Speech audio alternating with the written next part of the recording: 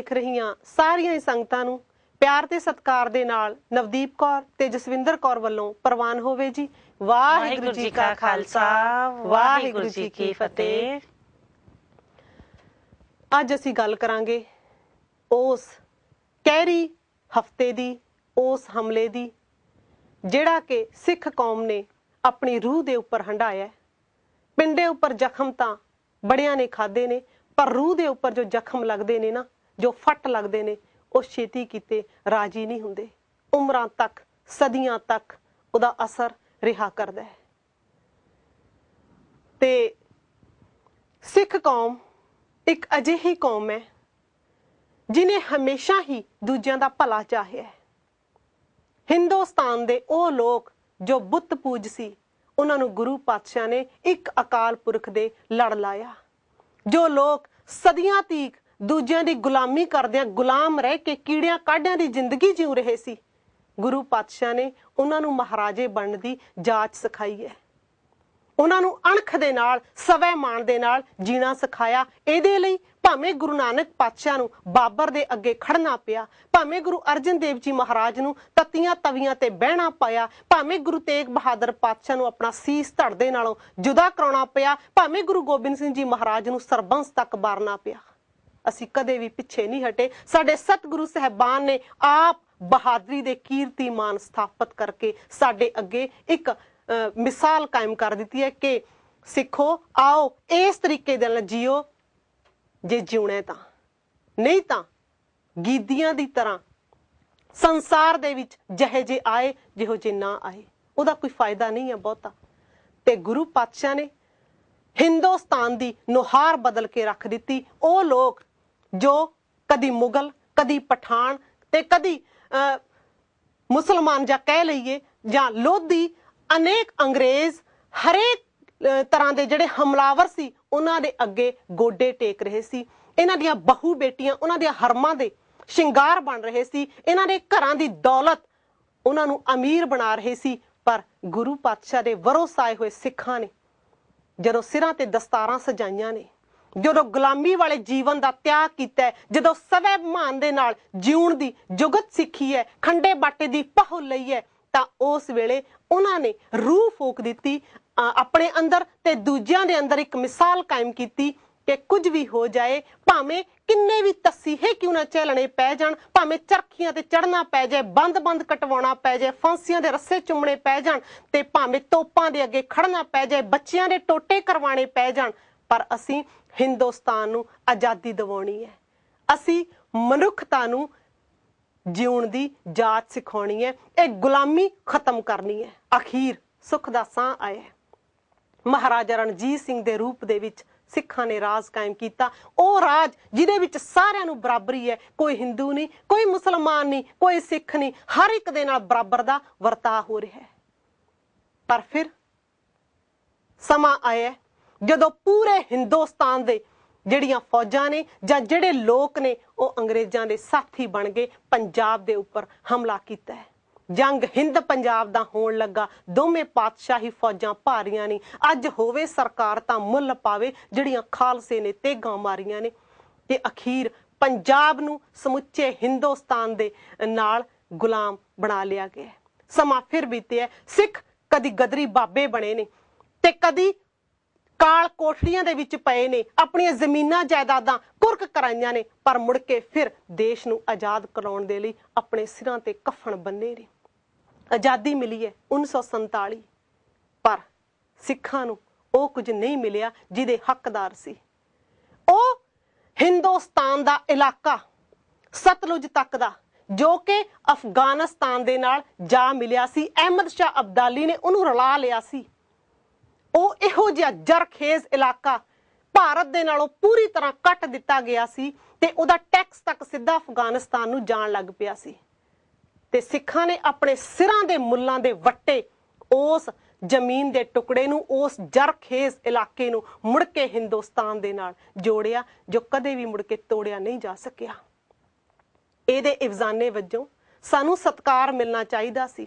ਸਾਡਾ ਜਿੰਨਾ ਵੀ ਚਾਹੇ ਇਸ ਕੌਮ ਵੱਲੋਂ ਆਦਰ ਹੋਣਾ ਚਾਹੀਦਾ ਸੀ। ਭਾਰਤੀ ਹਾਕਮਾਂ ਵੱਲੋਂ ਸਾਨੂੰ ਵਿਸ਼ੇਸ਼ ਰਿਆਇਤਾਂ ਮਿਲਣਾ ਚਾਹੀਦੀਆਂ ਸੀ। ਪਰ ਹੋਇਆ ਕੀ? 1947 ਦੀ ਵੰਡ ਦੇ ਵਿੱਚ ਮੁੜ ਕੇ ਸਾਡੇ ਘਰ ਘਾਟ ਤਬਾਹ ਹੋ ਗਏ। ਅਸੀਂ ਮੁੜ ਕੇ ਕੁਰਕੀ ਦੀ ਹਾਲਤ ਵਿੱਚ ਪਹੁੰਚ ਗਏ। ਸਾਡੀਆਂ ਬਹੂ ਬੇਟੀਆਂ ਦੀ ਇੱਜ਼ਤ ਮਹਿਫੂਜ਼ ਨਾ ਰਹੀ। ਅਸੀਂ ਰਫਿਊਜੀ ਬਣ ਕੇ ਕੈਂਪਾਂ 'ਚ ਰੁਲੇ ਆ। ਤੇ ਜਦੋਂ ਵਕਤ ਆਇਆ ਮੁੜ ਕੇ ਦੇਸ਼ ਦਾ ਸੰਵਿਧਾਨ ਲਾਗੂ ਕਰਨ ਦਾ, ਤਾਂ ਸਿੱਖਾਂ ਦੀ ਕਿਤੇ ਪੁੱਛ ਗਿੱਛ ਨਹੀਂ, ਬਲਕਿ 9 ਅਕਤੂਬਰ 1947 ਨੂੰ ਇੱਕ ਨਵਾਂ ਸਰਕੂਲਰ ਜਾਰੀ ਕੀਤਾ ਗਿਆ। ਉਸ ਵੇਲੇ ਦੇ ਜਿਹੜਾ ਭਾਰਤ ਸਰਕਾਰ ਦਾ ਗ੍ਰਹਿ ਮੰਤਰੀ ਸੀ ਸਰਦਾਰ ਵੱਲਭ ਭਾਈ ਪਟੇਲ, ਉਹਨੇ ਕੀ ਸਰਕੂਲਰ ਜਾਰੀ ਕੀਤਾ ਕਿ ਸਿੱਖ ਇੱਕ ਜਰਾਇਮ ਪੇਸ਼ਾ ਕੌਮ ਨੇ। ਇਹ ਜਨਮ ਤੋਂ ਹੀ ਚੋਰ, ਲੁਟੇਰੇ ਤੇ ਡਾਕੂ ਨੇ। ਇਹ ਵਿਭਚਾਰੀ ਨੇ, ਇਹ ਸ਼ਰਾਬੀ ਨੇ, ਡਾਕੇ ਮਾਰਨਾ ਇਹਨਾਂ ਦੀ ਸੁਭਾਅ ਦੇ ਵਿੱਚ ਸ਼ਾਮਲ ਹੈ। ਇਹ ਜੰਗਲੀ ਕਿਸਮ ਦੇ ਲੋਕ ਨੇ ਤੇ ਇਹਨਾਂ ਨੂੰ ਸਬਕ ਸਿਖਾਉਣ ਦੇ ਲਈ ਤਿਆਰ ਰਹੋ। ਕਿਤੇ ਵੀ ਕੋਈ ਉਪੱਦਰ ਹੁੰਦਾ ਤਾਂ ਸਭ ਤੋਂ ਪਹਿਲਾਂ ਉਸ ਇਲਾਕੇ ਦੇ ਸਿੱਖਾਂ ਨੂੰ ਫੜਿਆ ਜਾਏ। ਇਹ ਸਾਨੂੰ ਸਭ ਤੋਂ ਪਹਿਲਾ ਇਨਾਮ ਮਿਲਿਆ ਆਜ਼ਾਦੀ ਤੋਂ ਬਾਅਦ। ਸਿੱਖ ਭੁਚੱਕੇ ਰਹਿ ਗਏ। ਇਹ ਸਾਡੇ ਨਾਲ ਕੀ ਹੋਇਆ? ਸਾਨੂੰ ਸਨਮਾਨ ਮਿਲਣਾ ਚਾਹੀਦਾ ਸੀ, ਸਾਨੂੰ ਬਰਬਾਦੀ ਮਿਲੀ ਹੈ। ਪੂਰੇ 20-30 ਸਾਲ ਤਾਂ ਅਸੀਂ ਬਿਲਕੁਲ ਉੱਠਣ ਜੋਗੇ ਹੀ ਨਹੀਂ ਰਹੇ। ਸਾਡਾ ਲੱਕ ਬੁਰੀ ਤਰ੍ਹਾਂ ਤੋੜ ਦਿੱਤਾ ਗਿਆ। ਸਾਡੇ ਬੱਚੇ, ਸਾਡੀਆਂ ਜਿਹੜੀਆਂ ਲੇਡੀਜ਼ ਸੀ, ਉਹਨਾਂ ਦੇ ਸਿਰਾਂ ਦੇ ਸਾਈ, ਉਹਨਾਂ ਦੇ ਭੈਣ ਭਰਾ ਖਤਮ ਹੋ ਗਏ। ਤੇ ਜਿਹੜੀ ਜ਼ਮੀਨ ਜਾਇਦਾਦ ਅਸੀਂ ਛੱਡ ਕੇ ਆਏ ਸੀ, ਉਹਦੇ ਵਿੱਚੋਂ ਮਸਾਂ ਹੀ 2/4 ਹਿੱਸਾ ਸਾਨੂੰ ਮਿਲਿਆ ਇੱਧਰ ਆ ਕੇ। ਤੇ ਕਿਸੇ ਵੀ ਸਰਕਾਰ ਨੇ ਸਾਡੀ ਬਾਂਹ ਨਹੀਂ ਫੜੀ, ਬਲਕਿ ਹਰ ਤਰ੍ਹਾਂ ਦੇ ਨਾਲ ਸਾਨੂੰ ਜਲੀਲ ਕੀਤਾ ਗਿਆ। ਇਹੀ ਕਿਹਾ ਕਿ ਇਹਨਾਂ ਨੂੰ ਸਬਕ ਸਿਖਾਓ। ਜੇਕਰ ਸਿਰ ਉਠਾਉਣਗੇ, ਜੇਕਰ ਇਹਨਾਂ ਨੂੰ ਅਧਿਕਾਰ ਮਿਲਣਗੇ, ਤਾਂ ਮੁੜ ਕੇ ਇਹਨਾਂ ਨੇ ਸਾਡੇ ਲਈ ਖਤਰਾ ਖੜਾ ਕਰ ਦੇਣਾ ਹੈ। ਸਿੱਖ ਉਹ ਨੇ ਜਿਨ੍ਹਾਂ ਨੇ ਹਮੇਸ਼ਾ ਇਸ ਮੁਲਕ ਦਾ ਭਲਾ ਚਾਹਿਆ, ਪਰ ਸਾਡੇ ਨਾਲ ਕਦੀ ਭਲਾ ਹੋਇਆ? ਇਹ ਦੇਖਣਾ ਪਏਗਾ, ਵਿਚਾਰਨਾ ਪਏਗਾ। ਵਕਤ ਆਇਆ ਜਦੋਂ ਸਿੱਖਾਂ ਨੇ ਮੁੜ ਕੇ ਆਪਣੇ ਅਧਿਕਾਰਾਂ ਦੀ ਗੱਲ ਕੀਤੀ। ਅਸੀਂ ਸੋਚਿਆ ਕਿ ਸਾਨੂੰ ਵੱਧ ਅਧਿਕਾਰ ਮਿਲਣੇ ਚਾਹੀਦੇ ਨੇ। ਸਾਡਾ ਦਰਿਆਵਾਂ ਦਾ ਪਾਣੀ ਸਾਡਾ ਹੋਣਾ ਚਾਹੀਦਾ ਹੈ। ਸਾਰੇ ਰਾਜਾਂ ਨੂੰ ਅਧਿਕਾਰ ਮਿਲਣੇ ਚਾਹੀਦੇ ਨੇ ਤੇ ਇਹਦੇ ਨਾਲ ਨਾਲ ਸਾਨੂੰ ਨੌਕਰੀਆਂ ਮਿਲਣੀਆਂ ਚਾਹੀਦੀਆਂ ਨੇ, ਰੁਜ਼ਗਾਰ ਮਿਲਣੇ ਚਾਹੀਦੇ ਨੇ। ਤੇ ਹੋਰ ਤਾਂ ਹੋਰ ਸਾਡੇ ਕੋਲ ਪੰਜਾਬ ਦੇ ਵਿੱਚ ਕਾਰਖਾਨਿਆਂ ਦੀ ਬੜੀ ਘਾਟ ਹੈ, ਉਹ ਲੱਗਣ। ਸਾਡੀ ਆਪਣੀ ਲੈਂਗੁਏਜ ਦੇ ਵਿੱਚ ਸਾਡੀ ਪੜ੍ਹਾਈ ਹੋਵੇ। ਕੁਝ ਕੁ ਅਧਿਕਾਰ ਸੀ ਜਿਹੜੇ ਅਸੀਂ ਮੰਗੇ, ਤਾਂ ਸਿੱਟਾ ਕੀ ਨਿਕਲਿਆ ਕਿ ਮੁੜ ਕੇ ਸਾਡੇ ਉੱਪਰ ਅਜਿਹਾ ਵਹਿਸ਼ੀ ਹਮਲਾ ਕੀਤਾ ਗਿਆ।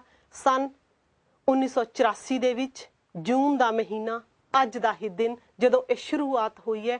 ਵੱਡੇ ਵੱਡੇ ਘੱਲੂਘਾਰੇ ਅਸੀਂ ਆਪਣੇ ਪਿੰਡੇ ਤੇ ਹੰਢਾਏ ਨੇ, ਪਰ ਇਹ ਘੱਲੂਘਾਰਾ ਸਾਨੂੰ ਕਦੇ ਨਹੀਂ ਭੁੱਲ ਸਕਦਾ, ਕਿਉਂਕਿ ਉਹ ਬਾਹਰਲਿਆਂ ਵੱਲੋਂ ਕੀਤੇ ਗਏ ਸੀ, ਦੂਜੇ ਮੁਲਕਾਂ ਵੱਲੋਂ ਹੋਏ ਸੀ ਜਾਂ ਬਾਹਰੋਂ ਆਏ ਹਮਲਾਵਰਾਂ ਵੱਲੋਂ ਹੋਏ ਸੀ। ਪਰ ਆਪਣੇ ਹੀ ਦੇਸ਼ ਦੇ ਨਾਗਰਿਕਾਂ ਦੇ ਉੱਪਰ ਇੱਕ ਹਾਕਮ ਜਮਾਤ ਵੱਲੋਂ ਉਹਨਾਂ ਨੂੰ ਸਬਕ ਸਿਖਾਉਣ ਦੇ ਲਈ, ਉਹਨਾਂ ਦਾ ਪੂਰੀ ਤਰ੍ਹਾਂ ਮੁੜ ਕੇ ਲੱਕ ਤੋੜਨ ਦੇ ਲਈ ਜੋ ਹਮਲਾ ਕੀਤਾ ਗਿਆ, ਉਹ ਸਿੱਖ ਕਦੇ ਨਹੀਂ ਭੁਲਾ ਸਕਣਗੇ ਤੇ ਨਾ ਹੀ ਭੁਲਾਇਆ ਜਾ ਸਕਦਾ ਹੈ। ਉਸ ਜੂਨ 1984 ਦੇ ਵਿੱਚ ਦਰਬਾਰ ਸਾਹਿਬ ਦੇ ਅੰਦਰ ਜੋ ਸਿੱਖ ਸੰਗਤਾਂ ਸ੍ਰੀ ਗੁਰੂ ਅਰਜਨ ਦੇਵ ਜੀ ਮਹਾਰਾਜ ਦਾ ਸ਼ਹੀਦੀ ਪੁਰਬ ਮਨਾਉਣ ਲਈ ਇਕੱਠੀਆਂ ਹੋਈਆਂ ਨੇ, ਉਹਨਾਂ ਦੇ ਉੱਪਰ ਭਾਰਤੀ ਫੌਜਾਂ ਵੱਲੋਂ ਤੋਪਾਂ ਤੇ ਟੈਂਕਾਂ ਦੇ ਨਾਲ ਹਮਲੇ ਕੀਤੇ ਗਏ ਨੇ। ਬੱਚਿਆਂ, ਬਜ਼ੁਰਗਾਂ ਤੇ ਬੀਬੀਆਂ ਨੂੰ ਵੀ ਬਖਸ਼ਿਆ ਨਹੀਂ ਗਿਆ। ਤੇ ਸਭ ਤੋਂ ਪਹਿਲੇ ਸ਼ਹੀਦ ਜੋ ਉਸ ਵੇਲੇ ਹੋਏ ਨੇ, ਭਾਈ ਮਹਿੰਗਾ ਸਿੰਘ ਜੀ ਬੱਬਰ, ਜੋ ਯਮੁਨਾ ਨਗਰ ਦੇ ਰਹਿਣ ਵਾਲੇ ਸੀ। ਤੇ ਉਹਨਾਂ ਨੇ 1978 ਦੀ ਵਿਸਾਖੀ ਦੇ ਵਿੱਚ ਜੋ ਨਿਰੰਕਾਰੀ ਕਾਂਡ ਵਾਪਰਿਆ, ਜਿਹਦੇ ਚ 13 ਸਿੰਘ ਸ਼ਹੀਦ ਕੀਤੇ ਗਏ ਨੇ, ਉਹਦੇ ਤੋਂ ਬਾਅਦ ਉਹਨਾਂ ਨੇ 1979 ਚ ਅੰਮ੍ਰਿਤਪਾਨ ਕੀਤਾ। ਸਿੱਖ ਸਮਾਗਮਾਂ ਚ ਆਉਣ ਜਾਣ ਲੱਗੇ, ਰਹਿਤਵਾਨ ਬਣੇ, ਅੰਮ੍ਰਿਤਧਾਰੀ ਹੋਏ ਨੇ। ਪਰ ਜਦੋਂ 84 ਦੇ ਵਿੱਚ ਦਰਬਾਰ ਸਾਹਿਬ ਤੇ ਹਮਲਾ ਹੋਇਆ, ਤਾਂ ਉਸ ਵੇਲੇ ਸਭ ਤੋਂ ਪਹਿਲੀ ਗੋਲੀ ਜਿਹੜੀ ਵੱਜੀ ਹੈ ਕਿਸੇ ਸਿੰਘ ਦੀ ਛਾਤੀ 'ਚ, ਉਹ ਭਾਈ ਮਹਿੰਗਾ ਸਿੰਘ ਸੀਗੇ। ਤੇ ਅਸੀਂ ਉਹਨਾਂ ਨੂੰ ਸ਼ਰਧਾਂਜਲੀ ਭੇਟ ਕਰਦੇ ਹਾਂ ਸਮੁੱਚੇ ਸਿੱਖ ਚੈਨਲ ਅਦਾਰੇ ਵੱਲੋਂ, ਮੇਰੇ ਵੱਲੋਂ, ਸਾਡੇ ਸਤਿਕਾਰਯੋਗ ਭੈਣ ਜੀ ਜਸਵਿੰਦਰ ਕੌਰ ਵੱਲੋਂ, ਕਿਉਂਕਿ ਆਪਣੇ ਸ਼ਹੀਦਾਂ ਨੂੰ ਜੇਕਰ ਕੋਈ ਕੌਮ ਯਾਦ ਨਹੀਂ ਕਰਦੀ ਤਾਂ ਉਹ ਸਦਾ ਲਈ ਖਤਮ ਹੋ ਜਾਇਆ ਕਰਦੀ ਹੈ। ਭਾਈ ਮਹਿੰਗਾ ਸਿੰਘ ਬੱਬਰ ਨੂੰ ਜਦੋਂ ਕਿਸੇ ਗੁਰਸਿੱਖ ਨੇ ਪੁੱਛਿਆ, ਜਦੋਂ ਉਹਨਾਂ ਨੇ ਗੋਲੀ ਖਾਧੀ ਹੈ, ਕਿ ਤੁਹਾਡਾ ਕੀ ਹਾਲ ਹੈ, ਤੁਸੀਂ ਠੀਕ ਹੋ, ਤਾਂ ਉਹਨਾਂ ਨੇ ਇਹੀ ਕਿਹਾ ਕਿ ਚੜ੍ਹਦੀ ਕਲਾ, ਕਿਉਂਕਿ ਸਿੱਖ ਹਮੇਸ਼ਾ ਚੜ੍ਹਦੀ ਕਲਾ 'ਚ ਹੀ ਰਹਿੰਦਾ ਹੈ। ਇਹੀ ਸੋਚ ਗੁਰੂ ਦੇ ਸਿੱਖਾਂ ਨੇ ਹਮੇਸ਼ਾ ਅਪਣਾਈ ਹੈ। ਗੱਲ ਅੱਗੇ ਤੋਰੀਏ ਕਿ ਨਿੱਕੇ ਨਿੱਕੇ ਦੁੱਧ ਚੁੰਗਦੇ ਮਾਸੂਮ ਬੱਚਿਆਂ ਨੂੰ ਵੀ ਜੇਲ੍ਹਾਂ ਦੇ ਵਿੱਚ ਬੰਦ ਕਰ ਦਿੱਤਾ ਗਿਆ। ਉਹਨਾਂ ਨੂੰ ਵੀ ਬਾਗੀ ਕਰਾਰ ਦਿੱਤਾ ਗਿਆ। 2 ਸਾਲ ਤੋਂ ਲੈ ਕੇ 14 ਸਾਲ ਦੇ 52 ਬੱਚੇ 52 ਬੱਚਿਆਂ ਨੂੰ ਹਿੰਦੁਸਤਾਨ ਦੀਆਂ ਵੱਖ-ਵੱਖ ਜੇਲ੍ਹਾਂ 'ਚ ਬੰਦ ਕੀਤਾ ਗਿਆ। ਉਹਨਾਂ ਤੇ ਬਾਗੀ ਹੋਣ ਦਾ ਇਲਜ਼ਾਮ ਲਾ ਕੇ ਉਹ ਬੱਚੇ ਵਿਲਕ ਰਹੇ ਨੇ, ਤੜਫ ਰਹੇ ਨੇ, ਰੋ ਰੋ ਕੇ ਉਹਨਾਂ ਦੀਆਂ ਅੱਖਾਂ ਪਥਰਾ ਗਈਆਂ, ਬੁੱਲਾਂ ਤੇ ਪੇਪੜੀਆਂ ਜੰਮ ਗਈਆਂ, ਹੌਂਕੇ ਹਾਵੇ ਲੈਂਦਿਆਂ ਬੁਖਾਰ ਚੜ ਗਏ, ਬਿਮਾਰ ਪੈ ਗਏ, ਪਰ ਕਿਸੇ ਹਾਕਮ ਨੂੰ ਉਹਨਾਂ ਤੇ ਤਰਸ ਨਹੀਂ ਆਇਆ। ਉਹਨਾਂ ਮਾਸੂਮ ਜਿੰਦਾਂ ਦੇ ਉੱਪਰ ਕਿਸੇ ਨੇ ਤਰਸ ਨਹੀਂ ਕੀਤਾ। ਤੇ ਸਿੱਖ ਵਿਚਾਰੇ ਇੰਨੇ ਦਹਿਸ਼ਤ ਜਦਾ ਹੋ ਗਏ ਕਿ ਉਹਨਾਂ ਨੂੰ ਛਡਾਉਣ ਦੇ ਲਈ ਕਿਸੇ ਕੋਰਟ ਤੱਕ ਵਿੱਚ ਵੀ ਕਿਸੇ ਨੇ ਜਾਣਾ ਮੁਨਾਸਬ ਨਹੀਂ ਸਮਝਿਆ। ਸ਼ਾਇਦ ਇਹ ਸੋਚਦੇ ਸੀ ਕਿ ਹੋ ਸਕਦਾ ਸਾਡੀ ਪਾਈ ਅਰਜੀ ਨੂੰ ਜਿਹੜਾ ਜੱਜ ਹੈ ਉਹ ਕੂੜੇਦਾਨ ਵਿੱਚ ਹੀ ਸੁੱਟ ਦੇਵੇ ਸਾਡੀ, ਕਿਉਂਕਿ ਸੁਣਵਾਈ ਕੋਈ ਨਹੀਂ। ਤੇ ਇੱਕ ਹਿੰਦੂ ਬੀਬੀ ਮਿਸਿਜ ਚਟੋਪਾਧਿਆਏ ਨੇ ਤੇ ਉਹਨਾਂ ਬੱਚਿਆਂ ਦੇ ਲਈ ਅਰਜੀ ਭੇਜੀ ਹੈ, ਪਟੀਸ਼ਨ ਦਾਇਰ ਕੀਤੀ ਤਾਂ ਕਿਤੇ ਜਾ ਕੇ ਉਹ 52 ਬੱਚੇ ਜੇਲ੍ਹਾਂ ਦੇ ਵਿੱਚੋਂ ਰਿਹਾ ਹੋ ਸਕੇ। ਪਰ ਉਹਨਾਂ ਦਾ ਅਗਲਾ ਜੀਵਨ ਕਿਹੋ ਜਿਹਾ ਹੋਏਗਾ ਇਹ ਅਸੀਂ ਭਲੀ ਭਾਂਤ ਸਮਝ ਸਕਦੇ ਹਾਂ। ਇਹ ਵਹਿਸ਼ੀਕਾਰੇ ਕਿਉਂ ਹੁੰਦੇ ਨੇ? ਸਿੱਖਾਂ ਨੇ ਅਜਿਹਾ ਕਿਹੜਾ ਜ਼ੁਲਮ ਕਰ ਦਿੱਤਾ ਕਿ ਉਹਨਾਂ ਨੂੰ ਸਬਕ ਸਿਖਾਉਣ ਦੇ ਲਈ ਇਹ ਕਾਰਨਾਮੇ ਕੀਤੇ ਗਏ ਨੇ? ਜੇਕਰ ਤੁਹਾਨੂੰ ਬਾਬਾ ਜਰਨੈਲ ਸਿੰਘ ਜੀ, ਭਾਈ ਅਮਰੀਕ ਸਿੰਘ ਜੀ ਜਾਂ ਜਨਰਲ ਸੁਬੇਗ ਸਿੰਘ ਜਾਂ ਉਹਨਾਂ ਦੇ ਹੋਰ ਸਾਥੀ ਭਾਰਤ ਸਰਕਾਰ ਨੂੰ ਲੋੜੀਂਦੇ ਸੀ ਜਾਂ ਉਹਨਾਂ ਦੇ ਨਾਲ ਕੋਈ ਉਹਨਾਂ ਨੂੰ ਪ੍ਰੋਬਲਮ ਸੀ ਤਾਂ ਗੱਲਬਾਤ ਦੇ ਰਾਹੀਂ ਮਸਲਾ ਹੱਲ ਹੋ ਸਕਦਾ ਸੀ। ਬਿਜਲੀ, ਪਾਣੀ ਦੇ ਇਹੋ ਜਿਹੇ ਸੰਚਾਰ ਸਾਧਨ ਨੇ ਜਿਹੜੇ ਬੰਦ ਕੀਤੇ ਜਾ ਸਕਦੇ ਸੀ ਤੇ ਉਹਨਾਂ ਨੂੰ ਬਾਹਰ ਕੱਢਣ ਦੇ ਉਪਰਾਲੇ ਹੋ ਸਕਦੇ ਸੀ, ਪਰ ਨਹੀਂ, ਕਿਉਂਕਿ ਅਸੀਂ ਤਾਂ ਜਰਾਇਮ ਪੇਸ਼ਾ ਕੌਮ ਆ ਨਾ, ਤੇ ਜਰਾਇਮ ਪੇਸ਼ਾ ਕੌਮਾਂ ਦੇ ਨਾਲ ਇਸੇ ਤਰ੍ਹਾਂ ਕੀਤਾ ਜਾਂਦਾ ਜੋ ਸਾਡੇ ਨਾਲ ਕੀਤਾ ਗਿਆ।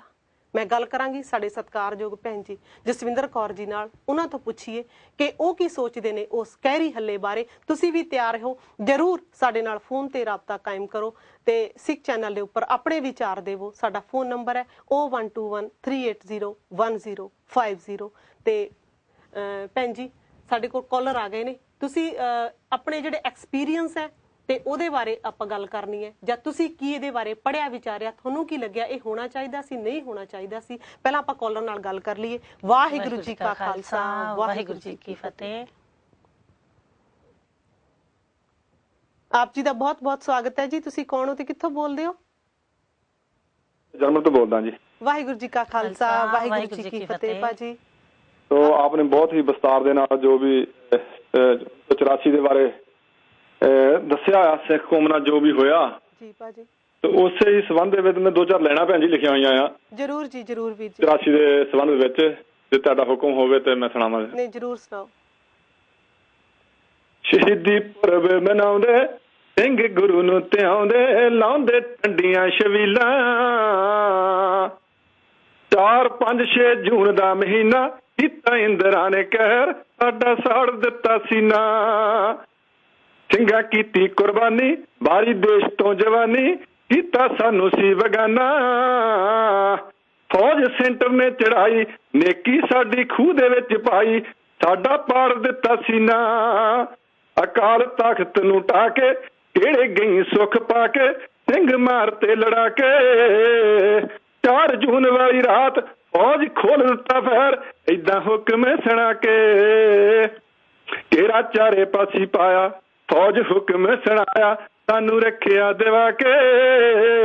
ਗੁਰੂ ਘਰ ਦੇ ਪਿਆਰੇ ਮਾਰ ਦਿੱਤੇ ਸੀਗੇ ਸਾਰੇ, ਦੋਸ਼ੀ ਹੋਣਾ ਉੱਤੇ ਲਾ ਕੇ। ਤੈਨੂੰ ਤਰਸ ਨਹੀਂ ਆਇਆ, ਮੈਨੂੰ ਰੱਤਾ ਨਹੀਂ ਪਾਉਂਦੇ, ਨਾਰੇ ਇਕੱਠੇ ਹੋ ਕੇ ਲਾਉਂਦੇ, ਮਤਾ ਆਨੰਦਪੁਰ ਦਾ ਪਗਾਉਂਦੇ, ਅਲਾਪੀ ਕੋਹੇ ਗਾਉਂਦੇ, ਚੰਡੀਗੜ੍ਹ ਨਹੀਂ ਭੁਲਾਉਂਦੇ, ਵੰਡ ਪਾਣੀ ਦੀ ਨਹੀਂ ਪਾਉਂਦੇ। ਜਿਹੜਾ ਕਰੇ ਅਗਵਾਈ ਬਣਿਆ ਸੰਤ ਸਿਪਾਹੀ, ਪਿੰਡਰਾਂ ਵਾਲਾ ਅਖਵਾਉਂਦਾ, ਲਾ ਦਿਓ ਸਾਰਾ ਹੁਣ ਜ਼ੋਰ, ਫੌਜ ਕੱਲ ਦੋਵੇਂ ਹੋਰ, ਕਹਿੰਦੀ ਕਰੋ ਡੂ ਮੋਰ, ਕਹਿੰਦੀ ਕਰੋ ਡੂ ਮੋਰ। ਸੰਤ ਭਿੰਡਰਾਂ ਵਾਲੇ ਨੂੰ ਫੜਨਾ, ਉਹਦਾ ਚੱਕ ਦਿਓ ਸਮਾਨਾ, ਬਖਸ਼ੋ ਇਹਨੂੰ ਨਾ ਹੋਰ। ਸ਼ਹੀਦੀ ਪੁਰਬ ਮਨਾਉਂਦੇ, ਸਿੰਘ ਗੁਰੂ ਨੂੰ ਧਿਆਉਂਦੇ, ਲਾਉਂਦੇ ਠੰਡੀਆਂ ਛਬੀਲਾਂ, 4-5-6 ਜੂਨ ਦਾ ਮਹੀਨਾ ਕੀਤਾ ਇੰਦਰਾਂ ਨੇ ਕਹਿਰ, ਸਾਡਾ ਸਾੜ ਦਿੱਤਾ ਸੀਨਾ। ਗੁਰੂ ਘਰ ਨੂੰ ਸਿਟਾਇਆ, ਬਹੁਤਾ ਕਹਿਰ ਕਮਾਇਆ, ਸਾਨੂੰ ਕਰਤਾ ਬੇਗਾਨਾ। 20ਵੀਂ ਸਦੀ ਦਾ ਸਿਪਾਹੀ ਕਰੇ ਕੌਮ ਦੀ ਗਵਾਹੀ, ਤੈਨੂੰ ਲੱਗਦਾ ਬੇਗਾਨਾ। ਤੂੰ ਕੀ ਸਾਡੇ ਨਾਲ ਕੀਤਾ, ਇੱਥੋਂ ਮੰਗਦੇ ਸੀ ਹੱਕ, ਨੀ ਤੂੰ ਖੂਨ ਸਾਡਾ ਪੀਤਾ। ਦਿੱਲੀ ਦੀ ਸਰਕਾਰੇ ਸਾਨੂੰ ਲਾਏ ਝੂਠੇ ਲਾਰੇ, ਜੇਲਾਂ ਵਿੱਚ ਬੰਦ ਕੀਤਾ, ਜੇਲਾਂ ਵਿੱਚ ਬੰਦ ਕੀਤਾ। ਰਲ ਗਏ ਆਪਣੇ ਸਿਪਾਹੀ, ਸ਼ਿਕਾਇਤ ਦਿੱਲੀ ਜਾ ਲਗਾਈ। ਫੌਜੀ ਉੱਥੋਂ ਚੜਿਆਈ, ਕੀਤੀ ਸਾਡਿਆਂ ਗਦਾਰੀ, ਮੱਤ ਲੀਡਰੀ ਨੇ ਮਾਰੀ, ਨਾਲ ਰਲ ਗਏ ਸ਼ਿਕਾਰੀ। ਪਾਣਾ ਏਦਾਂ ਵਰਤਾਇਆ, ਸੰਨ 84 ਸੀ ਆਇਆ, ਸੰਤਾਪ ਸਿੱਖ ਕੌਮ ਨੇ ਹੰਡਾਇਆ। ਸ਼ਹੀਦੀ ਪੁਰਬ ਮਨਾਉਂਦੇ, ਸਿੰਘ ਗੁਰੂ ਨੂੰ ਧਿਆਉਂਦੇ, ਲਾਉਂਦੇ ਠੰਡੀਆਂ ਛਬੀਲਾਂ। 4-5 ਜੂਨ ਦਾ ਮਹੀਨਾ, ਕੀਤਾ ਇੰਦਰਾਂ ਨੇ ਕਹਿਰ, ਸਾਡਾ ਸਾੜ ਦਿੱਤਾ ਸੀਨਾ, ਸਾਡਾ ਸਾੜ ਦਿੱਤਾ ਸੀਨਾ। ਵਾਹਿਗੁਰੂ ਜੀ ਕਾ ਖਾਲਸਾ, ਵਾਹਿਗੁਰੂ ਜੀ। ਤੇ ਜੋ ਮੈਂ ਕਹਿਣਾ ਸੀ ਇਹ ਆਪਣੀਆਂ ਲਾਈਨਾਂ ਦੇ ਵਿੱਚ ਦੱਸ ਚੁੱਕਿਆ ਜੀ ਵੀਰ ਜੀ, ਤੇ ਮਿਹਰਬਾਨੀ ਤੁਹਾਡੀ ਆਪਣੀ ਸਮਾਂ ਦੇਣ ਦਾ। ਬਹੁਤ ਬਹੁਤ ਧੰਨਵਾਦ ਆਪ ਜੀ ਦਾ। ਵਾਹਿਗੁਰੂ ਜੀ ਕਾ ਖਾਲਸਾ, ਵਾਹਿਗੁਰੂ ਜੀ ਕੀ ਫਤਿਹ। ਭੈਣ ਜੀ ਤੁਹਾਡੇ ਵੱਲ ਆਈਏ, ਤੁਸੀਂ ਕੀ ਕਹਿਣਾ ਚਾਹੋਗੇ? ਸਭ ਤੋਂ ਪਹਿਲਾਂ 84 ਦੇ ਜਿੰਨੇ ਵੀ ਸ਼ਹੀਦ ਹੈ ਉਹਨਾਂ ਨੂੰ ਲੱਖ ਲੱਖ ਕੋਟੀ ਕੋਟੀ ਪ੍ਰਣਾਮ ਕਰਦੇ ਹਾਂ ਜੀ। ਤੇ ਜੋ ਆਪਾਂ ਗੱਲ ਕਰ ਰਹੇ ਹਾਂ ਕਿ 84 ਦਾ ਜਿਹਦਾ ਨਾਂ ਰੱਖਿਆ ਗਿਆ ਸੀ ਬਲੂ ਸਟਾਰ, ਜੀ।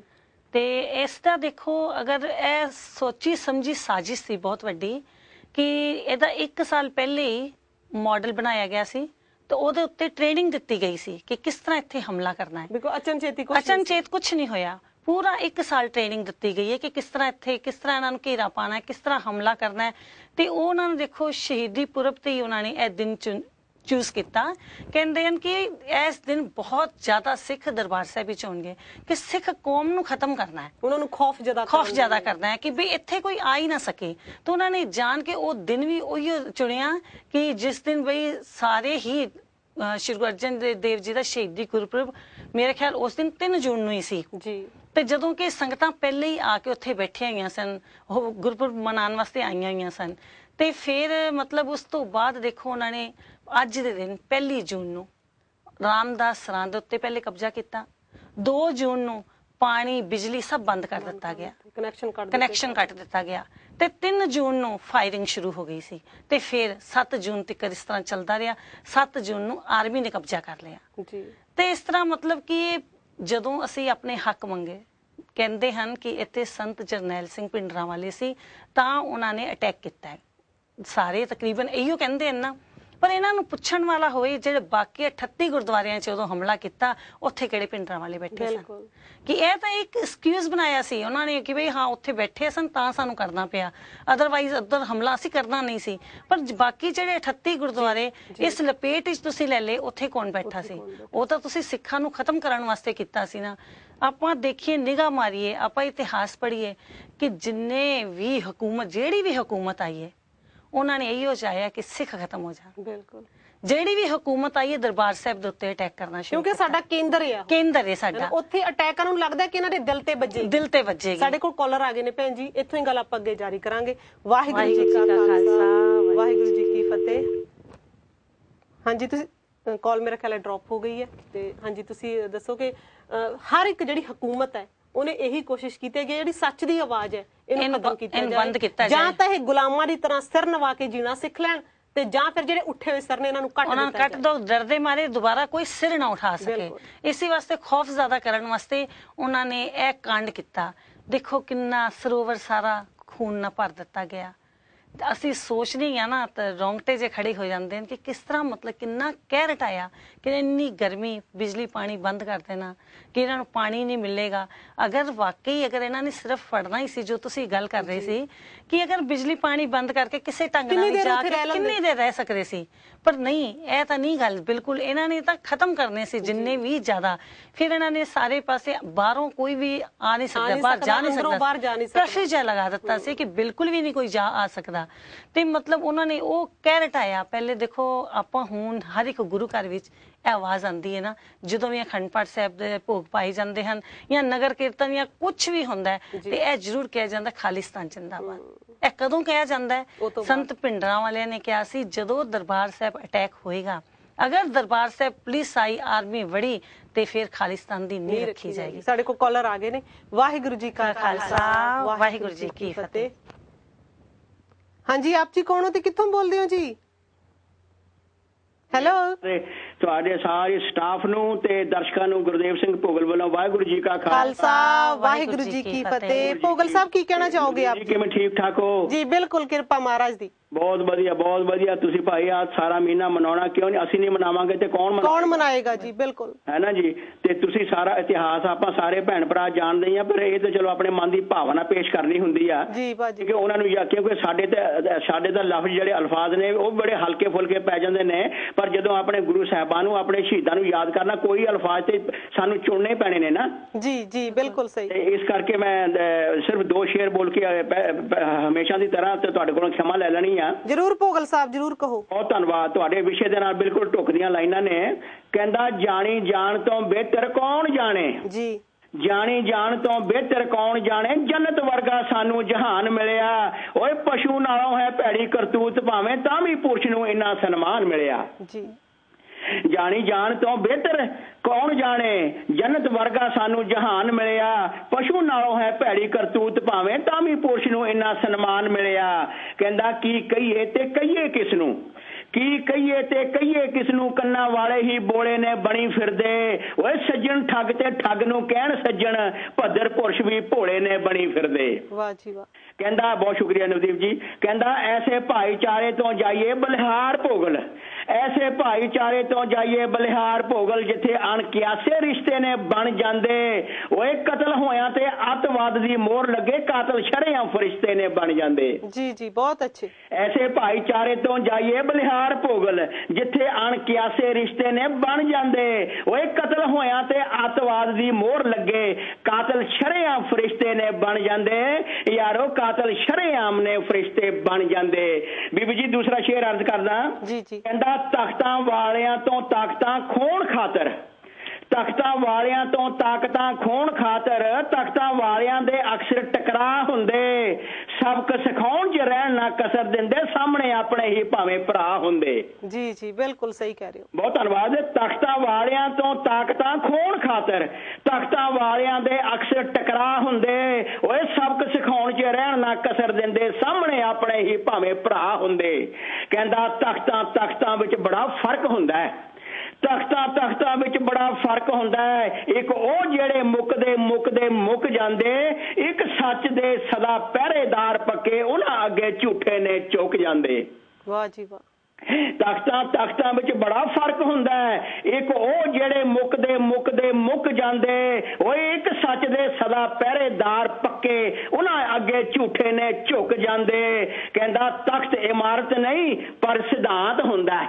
ਜੀ ਜੀ ਜੀ ਬਿਲਕੁਲ। ਤਖਤ ਇਮਾਰਤ ਨਹੀਂ ਪਰ ਸਿਧਾਂਤ ਹੁੰਦਾ ਹੈ। ਸਿਧਾਂਤ ਹੀਣਿਆ ਮਿਲਦਾ ਮਾਣ ਕੋਈ ਨਾ। ਓਏ ਆਕਾਸ਼ ਤਖਤ ਨਾਲ ਜਿਹੜੇ ਟਕਰਾਏ ਭੋਗਲ ਰਿਹਾ, ਉਹਨਾਂ ਦਾ ਨਾਮ ਨਿਸ਼ਾਨ ਕੋਈ ਨਾ। ਵਾਹ ਜੀ ਵਾਹ। ਜੀ ਭੋਗਲ ਸਾਹਿਬ ਬਹੁਤ ਬਹੁਤ ਧੰਨਵਾਦ ਆਪ ਜੀ ਦਾ। ਬੀਬੀ ਜੀ ਬਹੁਤ ਧੰਨਵਾਦ। ਤੁਸੀਂ ਸਾਰੀ ਭੂਮਿਕਾ ਬਾਨੀ ਦਿੱਤੀ ਹੈ, ਪਰ ਇਹ ਤੇ ਆਪਣੇ ਬਲਬਲੇ ਹੁੰਦੇ ਨੇ, ਦਿਲ ਦੀ ਭਾਵਨਾ ਕਹਿਣੀ ਹੁੰਦੀ ਆ। ਪਰ ਤੁਸੀਂ ਜੋ ਕਾਵਿਕ ਜ਼ੁਬਾਨ ਦੇ ਵਿੱਚ ਜੋ ਕਹਿ ਜਾਂਦੇ ਹੋ ਨਾ, ਉਹ ਕਿਸੇ ਵਿਰਲੇ ਦਾ ਹੀ ਕੰਮ ਹੁੰਦਾ ਹੈ। ਬਹੁਤ ਬਹੁਤ ਸ਼ੁਕਰੀਆ, ਬਹੁਤ ਧੰਨਵਾਦ ਆਪ ਜੀ ਦਾ। ਬਹੁਤ ਧੰਨਵਾਦ। ਸਾਰੇ ਸ਼ਹੀਦਾਂ ਨੂੰ ਇੱਕ ਵਾਰੀ ਬਹੁਤ ਬਹੁਤ ਪ੍ਰਣਾਮ, ਤੇ ਤੁਹਾਡੇ ਸਿੱਖ ਚੈਨਲ ਦਾ ਬਹੁਤ ਬਹੁਤ ਧੰਨਵਾਦ। ਜਿੰਨਾ ਧੰਨਵਾਦ ਕਰੀਏ ਉਹਨਾਂ ਥੋੜਾ ਭਾਈ। ਇਹਨਾਂ ਦੀ ਨਿਸ਼ਕਾਮ ਸੇਵਾ, ਬਹੁਤ ਵੱਡੀ ਸੇਵਾ। ਇਹਨਾਂ ਨੇ ਜਿਹੜੀ ਮਿਹਨਤ ਮੁਸ਼ੱਕਤ ਆ, ਉਹਨੂੰ ਗੁਰੂ ਫਲ ਲਾਵੇ। ਤੇ ਜੇ ਜਿੰਨਾ ਇਹਨਾਂ ਦਾ ਧੰਨਵਾਦ ਕਰੀਏ, ਸ਼ਲਾਘਾ ਕਰੀਏ ਭਾਈ, ਉਨੀ ਥੋੜੀ ਆ। ਵਾਹਿਗੁਰੂ ਜੀ ਕਾ ਖਾਲਸਾ, ਵਾਹਿਗੁਰੂ ਜੀ ਕੀ ਫਤਿਹ। ਤੇ ਮੈਂ ਭੈਣ ਜੀ ਗੱਲ ਕਰਾਂ ਕਿ ਜਦੋਂ ਨਾ 84 ਦਾ ਜਿਹੜਾ ਘੱਲੂਘਾਰਾ ਵਾਪਰਿਆ, ਮੇਰੇ ਡੈਡੀ ਜੀ ਉਦੋਂ ਬਠਿੰਡੇ ਸੀਗੇ ਜੌਬ ਕਰਦੇ, ਤੇ ਉਹਨਾਂ ਨੇ ਮੈਨੂੰ ਇੱਕ ਘਟਨਾ ਸੁਣਾਈ ਜਿਹੜੀ ਮੈਂ ਕਦੇ ਨਹੀਂ ਭੁੱਲ ਸਕੀ, ਜਿਹਦਾ ਮੇਰੇ ਦਿਲ ਤੇ ਉਕਰੀ ਗਈ। ਭਾਵੇਂ ਮੈਂ ਉਦੋਂ ਬਹੁਤ ਛੋਟੀ ਸੀ, ਪਰ ਮੈਂ ਹਾਲੇ ਤੱਕ ਉਹ ਯਾਦ ਹੈ ਮੈਨੂੰ। ਮੈਂ ਚਾਹੁੰਦੀ ਹਾਂ ਕਿ ਆਪਾਂ ਦਰਸ਼ਕਾਂ ਨਾਲ ਵੀ ਉਹ ਸਾਂਝੀ ਕਰੀਏ ਕਿ ਕਿਹੋ ਜਿਹੇ ਹਾਲਾਤਾਂ ਦੇ ਵਿੱਚੋਂ ਅਸੀਂ ਉਦੋਂ ਲੰਘੇ ਆ। ਡੈਡੀ ਜੀ ਮੈਨੂੰ ਦੱਸ ਰਹੇ ਸੀ ਜੀ ਕਿ ਉਸ ਵੇਲੇ ਜਦੋਂ ਬਠਿੰਡਾ ਸੈਂਟਰਲ ਜੇਲ੍ਹ ਦੇ ਵਿੱਚ ਸੀਗੇ ਉਹ, ਤਾਂ ਉੱਥੇ 15 ਕੁ ਜਿਹੜੀਆਂ ਬੀਬੀਆਂ ਤੇ ਨਾਲ ਬਜ਼ੁਰਗ ਬਾਬੇ ਜਿਹੜੇ ਭਾਰਤ ਸਰਕਾਰ ਵੱਲੋਂ ਬਾਗੀ ਗਰਦਾਨੇ ਗਏ, ਉਹ ਉੱਥੇ ਪਹੁੰਚੇ ਨੇ। 15 ਕੁ ਸਿੰਘਾਂ ਦਾ ਜੱਥਾ, ਜੋ ਕਿ ਦਰਬਾਰ ਸਾਹਿਬ ਅੰਮ੍ਰਿਤਸਰ ਤੋਂ ਉੱਥੇ ਲੈ ਕੇ ਆਂਦੇ ਗਏ ਬਠਿੰਡੇ ਦੇ ਵਿੱਚ। ਜਦੋਂ ਉਹਨਾਂ ਦੇ ਕਾਗਜ਼ ਪੱਤਰ ਵਗੈਰਾ ਭਰ ਰਹੇ ਸੀ ਨਾ, ਜਦੋਂ ਦਾਖਲ ਕੀਤਾ ਜਾ ਰਿਹਾ ਸੀ ਜੇਲ੍ਹ 'ਚ, ਤੇ ਸਾਡੇ ਡੈਡੀ ਜੀ ਵੀ ਉੱਥੇ ਮੁਲਾਕਾਤ ਲਈ ਕੁਦਰਤੀ ਉਹਨਾਂ ਨੂੰ ਕੋਈ ਮਿਲਣ ਆਏ ਸੀ, ਉਹਨਾਂ ਨੂੰ ਵੀ ਉੱਥੇ ਲਿਆਂਦਾ ਗਿਆ ਸੀ। ਉਹਨਾਂ ਨੇ ਉਹ ਵਰਤਾਰਾ ਆਪਣੇ ਅੱਖੀ ਦੇਖਿਆ। ਕਹਿੰਦੇ ਇੱਕ ਨਿੱਕਾ ਜਿਹਾ 1.5 ਕੁ ਸਾਲ ਦਾ ਬੱਚਾ ਨਾ ਰੋਈ ਜਾਵੇ, ਇੱਕ ਬੀਬੀ ਦੀ ਕੁੱਛੜ ਚੁੱਕਿਆ ਹੋਇਆ, ਤੇ ਉਹ ਬੱਚਾ ਵਿਲਕ ਮਰ ਗਿਆ। ਇੰਨਾ ਰੋਵੇ ਤੜਫੇ, ਕਹਿੰਦੇ ਮੇਰੇ ਤੋਂ ਰਿਹਾ ਨਹੀਂ ਗਿਆ। ਡੈਡੀ ਜੀ ਕਹਿੰਦੇ ਮੈਂ ਉਸ ਬੀਬੀ ਕੋਲੇ ਗਿਆ ਕਿ ਭੈਣ ਜੀ, ਕਿ ਹੈਗੇ ਤਾਂ ਅਸੀਂ ਵੀ ਕੈਦੀ ਆ ਇਸ ਵੇਲੇ, ਭਾਰਤ ਸਰਕਾਰ ਦੇ ਬਾਗੀ ਆ, ਪਰ ਜਿੰਨੇ ਕੁ ਜੋਗੇ ਹੈਗੇ ਆ ਅਸੀਂ ਤੁਹਾਡੀ ਦੱਸੋ ਕੀ ਮਦਦ ਕਰ ਸਕਦੇ ਆ। ਇਹ ਬੱਚਾ ਇੰਨਾ ਰੋ ਰਿਹਾ ਹੈ, ਕੀ ਮੰਗਦਾ ਹੈ, ਕੀ ਚਾਹੁੰਦਾ ਹੈ। ਉਹ ਕਹਿੰਦੇ ਜਿਹੜੀ ਬੀਬੀ ਸੀ ਨਾ ਉਸ ਵੇਲੇ ਜੋ ਹਾਲ ਤੱਕ ਪੱਥਰ ਬਣ ਕੇ ਖੜੀ ਹੋਈ ਸੀ, ਇੰਜ ਲੱਗਿਆ ਜਿਵੇਂ ਉਹਦਾ ਪੁੱਛਣ ਦੇ ਨਾਲ ਹੀ ਕੜ ਪਟ ਗਿਆ ਹੁੰਦਾ ਹੈ। ਉਹ ਵਿਲਕ ਵਿਲਕ ਕੇ ਰੋਣ ਲੱਗ ਪਈ, ਇੰਜ ਲੱਗਿਆ ਜਿਵੇਂ ਹੰਝੂਆਂ ਦਾ ਦਰਿਆ ਵਗ ਪਿਆ ਹੋਵੇ। ਤੇ ਅਸੀਂ ਕਹਿੰਦੇ ਇੱਕਦਮ ਭੁਚੱਕੇ ਰਹਿ ਗਏ ਸਾਰੇ ਕਿ ਇਹਨੂੰ ਬੀਬੀ ਨੂੰ ਹੁਣ ਚੁੱਪ ਕਿਵੇਂ ਕਰਾਈਏ, ਕਿਉਂਕਿ ਕੋਈ ਵੀ ਉਹਨਾਂ ਦੇ ਜਿਵੇਂ ਇੰਨੇ ਵਿਚਾਰੇ ਅੰਦਰੋਂ ਦੁਖੀ ਸਨ, ਬੱਚੇ ਕਿਸ ਤਰ੍ਹਾਂ ਭੁੱਖੇ ਵਿਲਵਿਲ ਕਰੇ ਨੇ, ਤੇ ਕੋਈ ਪੁੱਛਣ ਵਾਲਾ ਨਹੀਂ ਸੀ। ਕਿਸੇ ਨੇ ਪੁੱਛ ਲਿਆ, ਤੁਹਾਡੇ ਡੈਡ ਨੇ ਪੁੱਛ ਲਿਆ, ਤਾਂ ਉਹ ਵਿਚਾਰੀ ਦਾ ਦੁੱਖ ਇਮੋਸ਼ਨਲ ਹੋਏ ਸੀ ਪਹਿਲੇ। ਬਿਲਕੁਲ, ਤੇ ਉਹ ਮੈਂ ਗੱਲ ਤੁਹਾਡੇ ਨਾਲ ਆਪਾਂ ਬਾਅਦ ਚ ਕਰਦੇ ਆਂ, ਪਰ ਸਾਡੇ ਕੋਲ ਕਾਲਰ ਆ ਗਏ ਨੇ, ਕਿਤੇ ਉਹ ਨਾ ਡ੍ਰੌਪ ਹੋ ਜਾਵੇ, ਉਹਨਾਂ ਨਾਲ ਗੱਲ ਕਰੀਏ। ਵਾਹਿਗੁਰੂ ਜੀ ਕਾ ਖਾਲਸਾ, ਵਾਹਿਗੁਰੂ ਜੀ ਕੀ ਫਤਿਹ। ਵਾਹਿਗੁਰੂ ਜੀ ਕਾ ਖਾਲਸਾ, ਵਾਹਿਗੁਰੂ ਜੀ ਕੀ ਫਤਿਹ ਜੀ। ਭੈਣ ਜੀ ਆਪ ਜੀ ਕੌਣ ਹੋ ਤੇ ਕਿੱਥੋਂ ਬੋਲਦੇ ਹੋ ਜੀ? ਮੈਂ ਇੱਥੋਂ ਬਰਮਿੰਘਮ ਤੋਂ ਹੀ ਬੋਲਦੀ ਹਾਂ, ਚਰਨਜੀਤ ਜੀ। ਕੀ ਕਹਿਣਾ ਚਾਹੋਗੇ ਆਪ ਜੀ? ਮੈਂ ਬਸ ਆਹ 84 ਦੇ ਘੱਲੂਘਾਰ ਵਾਸਤੇ ਯਾਦ ਸੀਗੀ ਬਹੁਤ ਕਿ ਵੀ ਆਪਾਂ ਨੂੰ ਤਾਂ ਸਿੰਘਾਂ ਨੂੰ ਕਦੇ ਵੀ ਸਿੱਖਾਂ ਨੂੰ ਇਨਸਾਫ ਮਿਲਿਆ ਨਹੀਂ, ਹਜੇ ਤੱਕ ਨਹੀਂ ਮਿਲ ਰਿਹਾ, ਨਹੀਂ ਮਿਲਿਆ ਜੀ, ਹੈਨਾ। ਤੇ ਸਿੱਖਾਂ ਨੂੰ ਕਿਉਂਕਿ ਜਦੋਂ ਸਿੱਖ ਡਟ ਕੇ ਖੜੇ ਹੋ ਜਾਂਦੇ ਆ ਤੇ ਜੇ ਇਹਨਾਂ ਨੂੰ ਆਪਾਂ ਹਿੰਦੁਸਤਾਨ ਨੂੰ ਹਿੰਦੂਆਂ ਨੂੰ ਪੁੱਛੀਏ ਕਿ ਹਿੰਦੂਆਂ ਨੂੰ ਆਪਣੇ ਸਿੱਖਾਂ ਨੇ ਬਚਾਇਆ। ਬਿਲਕੁਲ ਸਹੀ ਕਹਿ ਰਹੇ ਹੋ, ਹੈ ਨਾ। ਤੇ ਸਿੱਖਾਂ ਨੇ ਕਿਉਂਕਿ ਇਹ ਸਾਰੀਆਂ ਸ਼ਹੀਦੀਆਂ ਸਿੱਖਾਂ ਦੇ ਕਰਮਾਂ ਦੇ ਵਿੱਚ ਹੀ ਲਿਖੀਆਂ ਆ, ਕਿਉਂਕਿ ਅਸੀਂ ਗੁਲਾਮ ਬਣ ਗਏ ਜੀ। ਹਾਂਜੀ, ਤੇ ਗੁਲਾਮਾਂ ਨਾਲ ਭੈਣ ਜੀ ਇਸ ਤਰ੍ਹਾਂ ਹੀ ਹੋਇਆ ਕਰਦਾ ਹੈ। ਹਾਂ, ਤੇ ਇਹਨਾਂ ਕਰਕੇ ਮੈਂ ਨਾ ਅਸੀਂ ਆਪਣੇ ਜਿਹੜੇ ਖੁਸ ਚੁੱਕੇ ਅਧਿਕਾਰਾਂ ਦੀ ਜਦੋਂ ਮੰਗ ਕਰਦੇ ਆ ਤਾਂ ਉਸ ਵੇਲੇ ਸਾਨੂੰ ਕੁਝ ਲਿਆ ਜਾਂਦਾ ਹੈ ਤੇ ਉਹ ਸਾਨੂੰ ਤੇ ਗੋਲੀਆਂ ਮਾਰ ਕੇ ਸ਼ਹੀਦ ਕਰਕੇ ਸਾਨੂੰ ਉਹ ਭਾਜੀ ਮੋੜਦੇ। ਬਿਲਕੁਲ। ਤੇ ਸਾਨੂੰ ਇਨਸਾਫ ਕਦੋਂ ਮਿਲੂਗਾ, ਕਦੋਂ ਸਾਨੂੰ ਇਹ ਜਦੋਂ ਭੈਣ ਜੀ ਸਾਡੇ ਜਿਹੜੇ ਲੀਡਰਸ਼ਿਪ ਹੈ ਉਹ ਮਜ਼ਬੂਤ ਹੋਏਗੀ, ਜਦੋਂ ਉਹ ਕੇਂਦਰ ਸਰਕਾਰ ਦੀਆਂ ਕਠਪੁਤਲੀਆਂ ਨਹੀਂ ਰਹਿਣਗੇ ਤਾਂ ਉਸ ਵੇਲੇ ਸਾਨੂੰ ਸਾਡੇ ਹੱਕ ਮਿਲ ਸਕਦੇ ਨੇ। ਹਾਂਜੀ, ਇਹਨਾਂ ਵੀ ਮੈਂ ਇੱਕ ਛੋਟੀ ਜਿਹੀ ਕਵਿਤਾ ਬੋਲ ਸਕਦੀ? ਜੀ ਜ਼ਰੂਰ। ਹਾਂਜੀ। ਨਹੀਂ ਉਹ ਭੁੱਲਣਾ 84 ਘੱਲੂਘਾਰਾਂ, ਭੁੱਲਣੇ ਨਹੀਂ ਉਹ ਦੰਗੇ ਦਿੱਲੀ ਦੇ, ਪਟਾਇਆ ਜ਼ਾਲਮਾਂ ਨੇ ਗੁਰਾਂ ਦਾ ਦੁਆਰਾ, ਪਾਪ ਹੋ ਗਏ ਨੰਗੇ ਦਿੱਲੀ ਦੇ, ਨਹੀਂ ਉਹ ਭੁੱਲਣਾ।